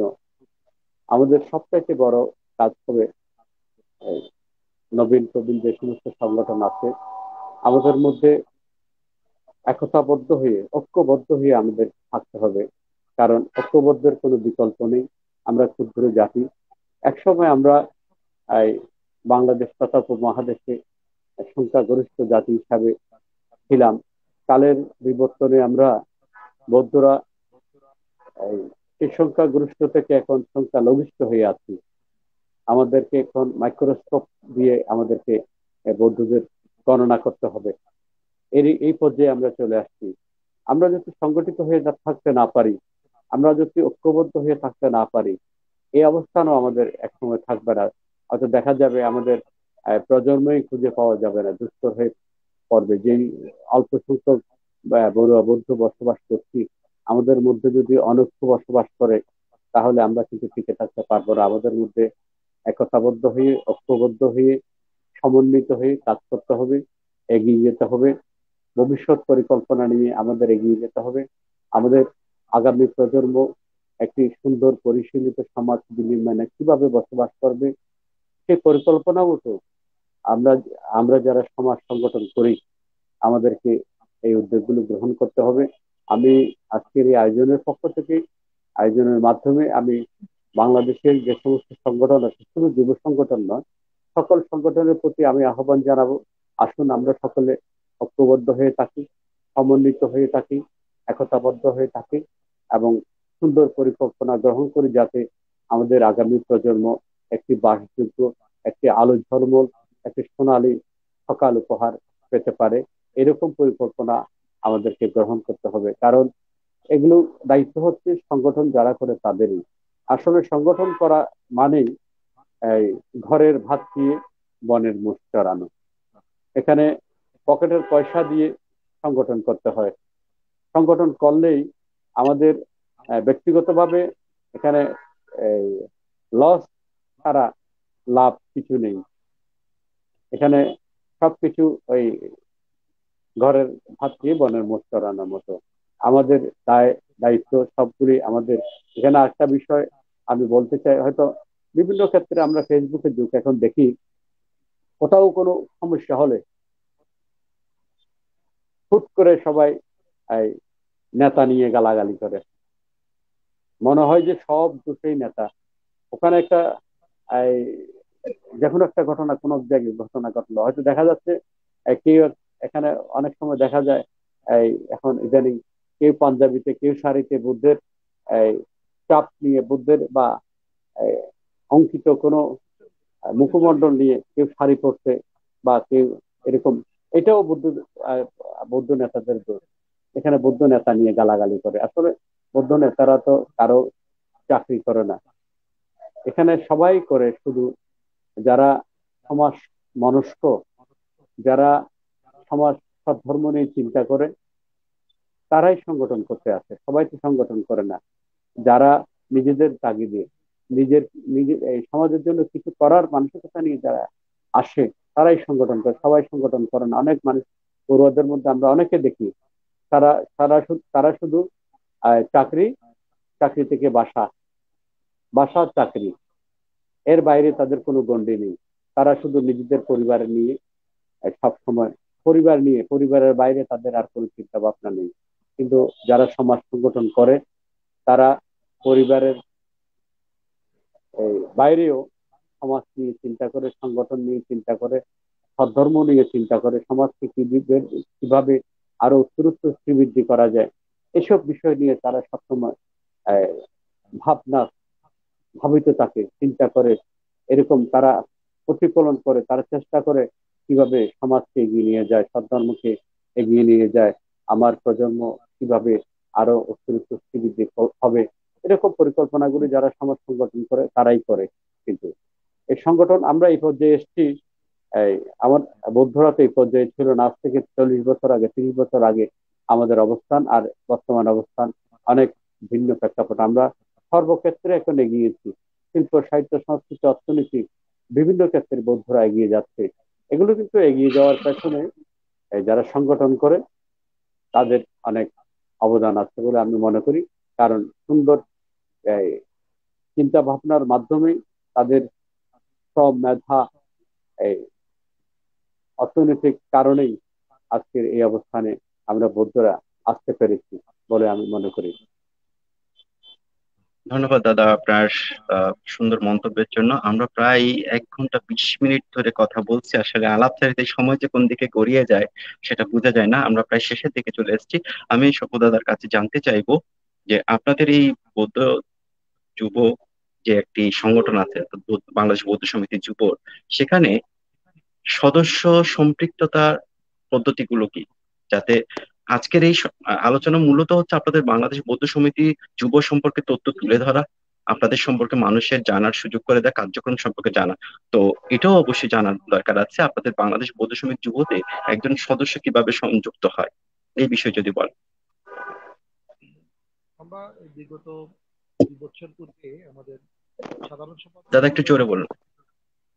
বিগত 2 বছর পূর্বে আমাদের সাধারণ সম্পাদক মহোদয় একটি আমাদের কার্যনির্বাহী কমিটির মধ্যে একটা এজেন্ডা এনেছিলেন। সেই এজেন্ডাতে হচ্ছে আমাদের কিভাবে আমরা আমাদের নতুন সদস্য যারা সমাজের জন্য জাতির জন্য কাজ করতে চায় তাদেরকে কিভাবে আমরা এনকারেজিং করে আমরা সম্পৃক্ত করতে চাই, সে ব্যাপারে একটা এজেন্ডা এনেছিল।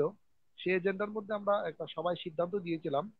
সেই সিদ্ধান্ত হচ্ছে আমরা আহ, একটা আপাতত আমরা একটা ফর্ম করেছি, ফর্ম ফিল আপ করে 100 টাকা ছবি এবং এনআইডি কার্ড, ছবি এবং ন্যাশনাল কার্ড, এনআইডি কার্ড দিয়ে, আর যাদের বয়স এনআইডি কার্ড হয়নি তাদেরকেও, তারাও একটা ছবি এবং একটা ফর্ম ফিল আপ করে 100 টাকা দিয়ে আমরা সম্পৃক্ততা করার একটা পরিকল্পনা গ্রহণ করি।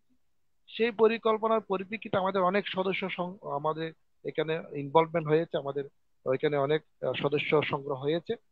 পরবর্তী সময়ে আমরা একটা চিন্তা করেছি, হয়তো আমরা কোনো এক সময়ে যখন আবার কার্যনির্বাহী কমিটি আমরা গঠন করা হবে, সেখান থেকে আমরা 55 জন যারা কাজ করে, যাদের শিক্ষা প্রগতিশীল এবং যারা মেধাবী এবং সমাজ ও জাতির জন্য কাজ করে ত্যাগ করে, তাদেরকে আমরা সম্পৃক্ত করে আমরা কার্যনির্বাহী কমিটির মধ্যে তাদেরকে স্থান দিব। যেটা আমরা বিভিন্ন পলিটিক্যাল সংগঠনে আমরা দেখে থাকি, যারা দীর্ঘ সময় কাজ করা পরীক্ষিত বন্ধু, পরীক্ষিত যারা আমাদের কাজ করে, তাদেরকে আমরা সুযোগ করে দিব যাতে আমরা এই অদূর ভবিষ্যতে আগামীতে যাতে যুবর সাথে সম্পৃক্ত হয়ে কাজ করতে পারি। সেই পরিপ্রেক্ষিতে আমরা শুধু একটা ফর্ম ফিল আপের মাধ্যমেই যে আসবে, যারাই আমাদের সংগঠন, বাংলাদেশের কোনো, আমরা কারো জন্য আমাদের কোনো এই পদ বন্ধ নেই, সবার জন্য বাংলাদেশ বৌদ্ধ সমিতি যুবের পদ খোলা থাকবে। এবং আগামীতে যতদিন থাকবে বাংলাদেশ বৌদ্ধ সমিতি যুব যারা করতে চাই, তারাই শুধু একটি মাত্র ফর্ম ফিল আপ করে ওখানে সম্পৃক্ত হতে পারবে। এবং আমাদের বিশেষ করে বছরে 2-4টি অনুষ্ঠান হয়। আমাদের বাৎসরিক একটা প্রতিষ্ঠা বার্ষিকী হয়, আমাদের সাংস্কৃতিক উন্মুক্ত প্রতিযোগিতা হয়, আমাদের শীতকালীন বস্ত্র বিতরণ হয়, বর্ষাকালে বৃক্ষ রোপণ কর্মসূচি, বিভিন্ন কর্মসূচির মাধ্যমে সবাইকে আমরা ওইখানে সবাইকে আমন্ত্রণ করে থাকি। আমরা যারা ওই কাজের মধ্যে সম্পৃক্ততা, যাদের কাজের দক্ষতা এবং সততা মাধ্যমে যারা ওই কাজকে সম্পৃক্ত করতে পারে, তাদেরকে আমরা পরবর্তী সময়ে আমরা এই কার্যনির্বাহী কমিটির মধ্যে আমরা সুযোগ দেওয়ার একটা পরিকল্পনা গ্রহণ করেছিলাম। তো সেই পরিপ্রেক্ষিতে আমরা অদূর ভবিষ্যতে যারা বৌদ্ধ সমাজের যুবর সাথে কাজ করতে চাইবে, তাদের জন্য আমরা আমাদের পথ খোলা রেখেছি, শুধুমাত্র একটি ফর্ম ফিল আপের মাধ্যমে। আরেকটি আচ্ছা, বিষয় এখানে ধন্যবাদ দাদা। স্বপন দাদা বলুন। স্বপন একটা বিষয় বলেছে, আমাদের বর্তমান সমাজের আসলে বৌদ্ধ সমিতি যুব, এখন আমরা বৌদ্ধ সন্তানেরা রাজনৈতিক পরিমণ্ডলে গিয়ে অনেক অনেক জায়গায়, অনেক জেলা উপজেলা এবং কেন্দ্রীয় পর্যায়ে বিভিন্ন জায়গায় গিয়ে আমরা স্থান করে নিয়েছে। আমরা চাকরি ক্ষেত্রে, প্রশাসনিক ক্ষেত্রে, ব্যবসায়িক ক্ষেত্রে বৌদ্ধ সমাজের অনেক সন্তানরা আজকে উপর আমাদের উপর স্থান অধিকার করেছে। কিন্তু অনেকেই জানে না বাংলাদেশ বৌদ্ধ সমিতিকে, কৃষ্টি প্রচার বৌদ্ধ সমিতি যুবকে, তারপর বাংলাদেশ বৌদ্ধ সমিতি যুবকে অনেক সরকারি মহল থেকে বিভিন্ন জনের আহ, এই পুলিশ ভেরিফিকেশনের জন্য অনেক কর্মকাণ্ডের জন্য সম্পৃক্ততা করে। এবং বাংলাদেশ বৌদ্ধ সমিতি এবং বৌদ্ধ সমিতি যুব অনেক জনের চাকরির ক্ষেত্রে, ব্যবসায়িক ক্ষেত্রে, বিদেশে যাওয়ার ক্ষেত্রে আমাদের যে একটা সার্টিফিকেটের দরকার হয়, বাংলাদেশ বৌদ্ধ সমিতি যুব সেই কাজটি নিরবতার সহিত মানুষকে সার্বিক সহযোগিতা করে। উন্নতি চাকরির ব্যাপারে কোনো সহায়তা করা থাকলে বাংলাদেশ বৌদ্ধ সমিতি যুব করে থাকে। চাকরির ক্ষেত্রে, ব্যবসায়িক ক্ষেত্রে এবং বিদেশে যাওয়ার ক্ষেত্রে কোনো সহায়তা দরকার থাকলে, এম্বাসির ক্ষেত্রে ফেস করার জন্য কোনো একটা সার্টিফিকেটের দরকার হলে, বাংলাদেশ বৌদ্ধ সমিতি কিন্তু সব সময়ই এই কাজ নীরবেই করে থাকে। যারাই বাংলাদেশ বৌদ্ধ সমিতি যুবের কাছে এই আবেদন করেছেন, এই নিবেদন করেছেন, তাদেরকে বাংলাদেশ বৌদ্ধ সমিতি যুব কিন্তু সবসময় হেল্পফুল কাজ করেছে। এটা হচ্ছে আমাদের একটি মূল বিষয়। ধন্যবাদ দাদা আপনার এই তথ্য আমাদেরকে জানানোর জন্য। এই পর্যায়ে আমি আপনাদের সবাইকে আবারও জানিয়ে দিচ্ছি, আমাদের আজকের এই আয়োজনের মূল লক্ষ্য ছিল হচ্ছে প্রতিটি সংগঠনকে কি কাজ করছে, কিভাবে তারা পরিচালিত হচ্ছে, কিভাবে তারা ভবিষ্যৎ পরিকল্পনা করছে, এই বিষয়গুলো তুলে ধরা, তাদের সম্পর্কে জানা, তাদের জানার ক্ষেত্রটাকে আরেকটু ব্যাপকভাবে ছড়িয়ে দেওয়া, এটি ছিল আমাদের আজকের এই সংগঠনের ভিত্তিক এই আয়োজনের মূল লক্ষ্য। তো আজকের এই আয়োজন প্রায় আমরা শেষ করব। আমি সংক্ষিপ্তভাবে আপনাদের দুজনের কাছ থেকে সর্বশেষ মন্তব্য জানতে চাইবো। প্রথমে বাবু স্বপন কুমার বড়ুয়া, দাদা আপনার সর্বশেষ মন্তব্য। হ্যাঁ, ধন্যবাদ শেখর। আমি একটি বিষয় এখানে উল্লেখ করব। আজকে এখানে আমাদের সংগঠনের সভাপতি কর আইনজীবী যশান্ত বিকাশ বড়ুয়া থাকার কথা ছিল এই আয়োজনে। ওনার এখন রিটার্ন সাবমিটের আজকে লাস্ট ডেট ছিল, সেই কারণে উনি খুব ব্যস্ত আছে। সে কারণে আজকে এই করোনা টিভির অনলাইনের এই আলোচনা অনুষ্ঠানে উনি থাকতে পারেনি। আমি যেহেতু আজকে এই অনুষ্ঠানটা, করোনা টিভির এই অনুষ্ঠানটা বাংলাদেশ বৌদ্ধ সমিতির যুবকে নিয়ে পরিক্রমা, যেহেতু আমাদের যে বাংলাদেশ বৌদ্ধ সমিতি যুবর যে 55 জনের একটা কমিটি আছে, কার্যকরী কমিটি, আমি সে পরিচিতিটা 2 মিনিটের মধ্যে স্থাপন করছি। যারা বর্তমানে হ্যাঁ, দায়িত্ব পালন করছেন, এটা আহ, আমাদের সভাপতি হিসাবে দায়িত্ব পালন করছেন শান্ত বিকাশ বড়ুয়া, কর আইনজীবী।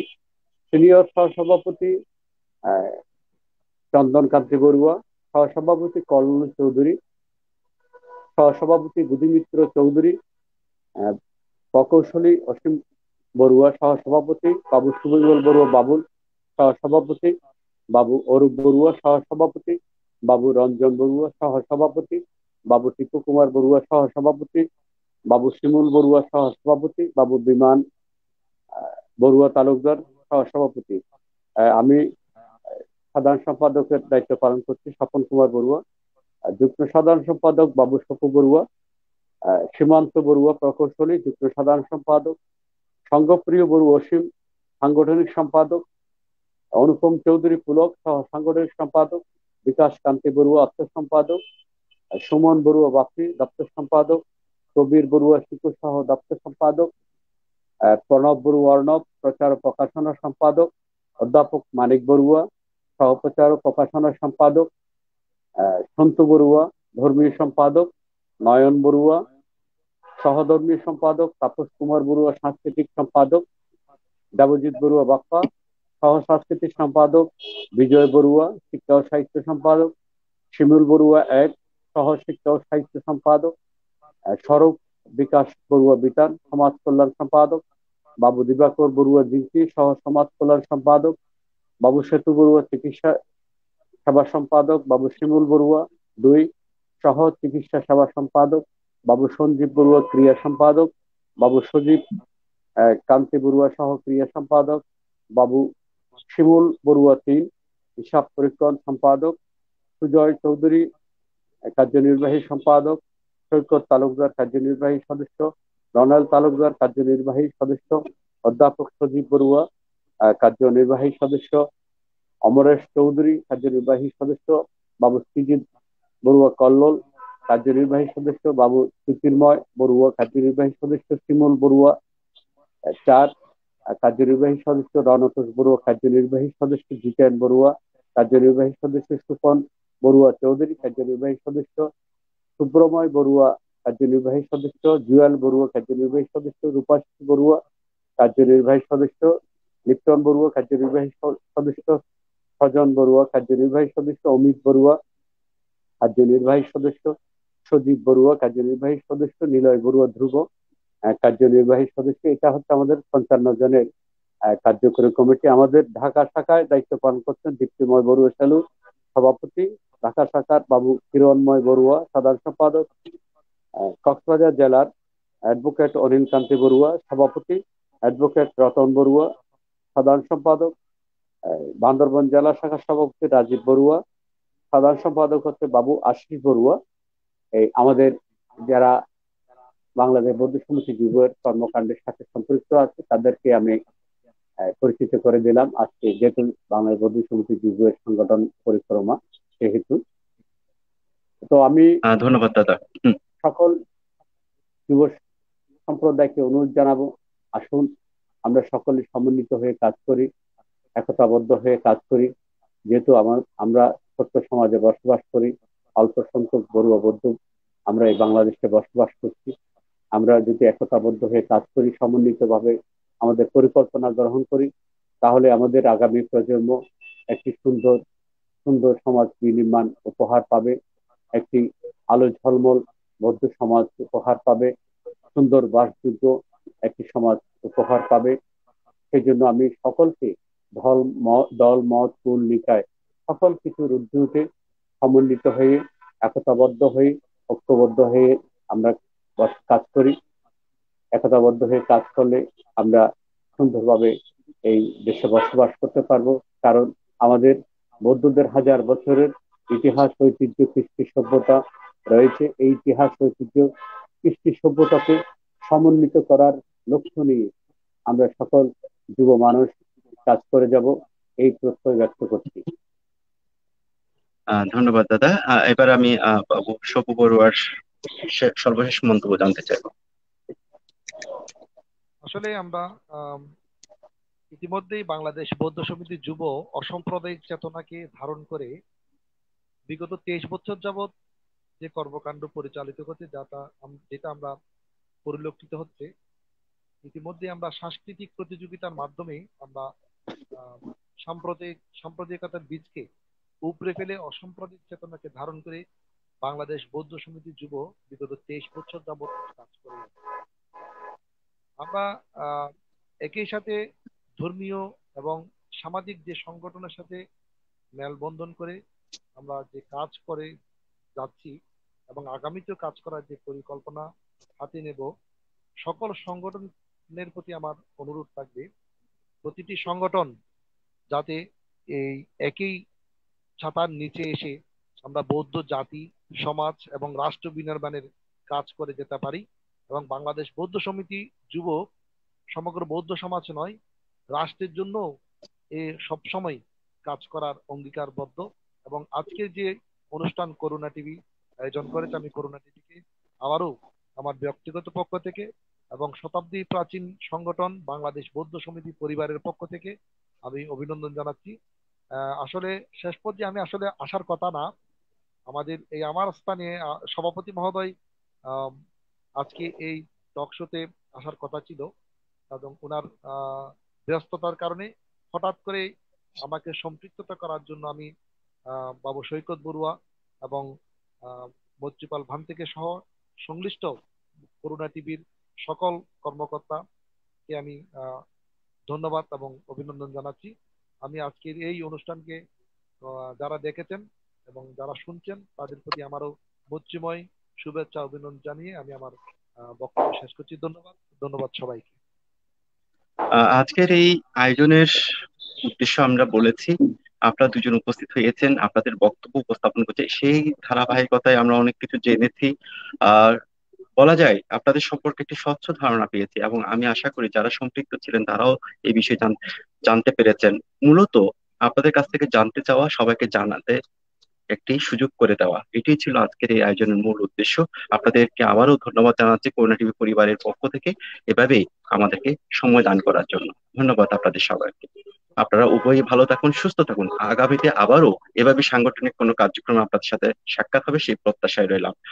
সম্মানিত সুধী, এতক্ষণ পর্যন্ত আপনারা দেখছিলেন বাংলাদেশ বৌদ্ধ সমিতি যুবর দুজন প্রতিনিধি আমাদের সাথে সম্পৃক্ত থেকে ওনাদের যাবতীয় কার্যাবলী আমাদের সামনে উপস্থাপন করেছেন এবং আমাদেরকে জানার সুযোগ করে দিয়েছেন ওনাদের যে কার্যক্রম রয়েছে সেই বিষয়াদিগুলো নিয়ে। সুতরাং আমরা আজকে বলতে পারি যে একটি সুন্দর, সুস্থ, একটা স্বচ্ছ ধারণা আমরা পেয়েছি বাংলাদেশ বৌদ্ধ সমিতি যুবক কি কি কার্যক্রম করে চলেছে সেই বিষয়াদিগুলো নিয়ে। এভাবে আমরা আরো কিছু সংগঠনকে আহ্বান জানাবো, ওনারা আসবেন, সেই বিষয়াদিগুলো তুলে ধরবেন, এবং আপনারাও সকলে এই বৌদ্ধ সমিতি বলুন, বিভিন্ন সংগঠন বলুন, তারা কি করছে, তাদের কার্যক্রম কি, তাদের সম্পর্কে আপনাদের ধারণা আরো বেশি পাকাপোক্ত হবে, স্বচ্ছ হবে, এবং প্রয়োজনে অবশ্যই আগামীতে সেই কার্যক্রমের মাধ্যমে আপনারাও সম্পৃক্ত হতে পারবেন এবং একে অপরকে সহায়ক হবে। মূলত আমরা চাই একেবারে শেষ পর্যায়ে গিয়ে আমরা যেন বলতে পারি সবাই একসাথে, আমরা বাংলাদেশি বৌদ্ধ জাতি, আমরা ঐক্য আছি, আমরা একসাথে সমষ্টিগতভাবে যে কোনো সমস্যা মোকাবেলায় ঐক্যতা ধরে রেখে আমরা সমাধান করে যাব। এই প্রত্যাশায় আমাদের এই আয়োজন। আগামীতে আপনারা আমাদের এই আয়োজনের সাথে সম্পৃক্ত থাকবে সেই প্রত্যাশায় রইলাম, এবং আপনাদের মতামত দিয়ে আমাদেরকে কৃতার্থ করবেন। এখানে আসলে খুব বেশি আজকে আমরা প্রশ্নোত্তর পর্ব রাখিনি, মূলত সংগঠনকে পরিচয় করিয়ে দেওয়া, জানানোর একটি প্ল্যাটফর্ম ছিল এটি। তো আপনারা যারা সম্পৃক্ত ছিলেন, আপনাদের সকলের প্রতি কৃতজ্ঞতা এবং নমস্কার জানাচ্ছি। আপনাদের মতামত গুলো দিবেন, আপনাদের সেই মতামতের পরিপ্রেক্ষিতে আমরা আরো হয়তো নতুন কিছু নিয়ে আপনাদের সামনে হাজির হতে পারবো। আজকে যারা সম্পৃক্ত ছিলেন, আপনাদের সকলের প্রতি আবারও কৃতজ্ঞতা জ্ঞাপন করে আজকের এই আয়োজন আমরা এখানে শেষ করছি। তার আগে আপনাদেরকে জানিয়ে দিচ্ছি আমাদের সাথে যোগাযোগ করার ঠিকানা, আমাদের ওয়েবসাইট রয়েছে www.corunatv.net। আপনারা ইমেল করে আমাদেরকে আপনাদের কোনো তথ্য জানাতে চাইলে জানাতে পারেন, সেটি হচ্ছে corunatv969@gmail.com। ফেসবুকে আপনারা আমাদের যাবতীয় তথ্য পেয়ে যাবেন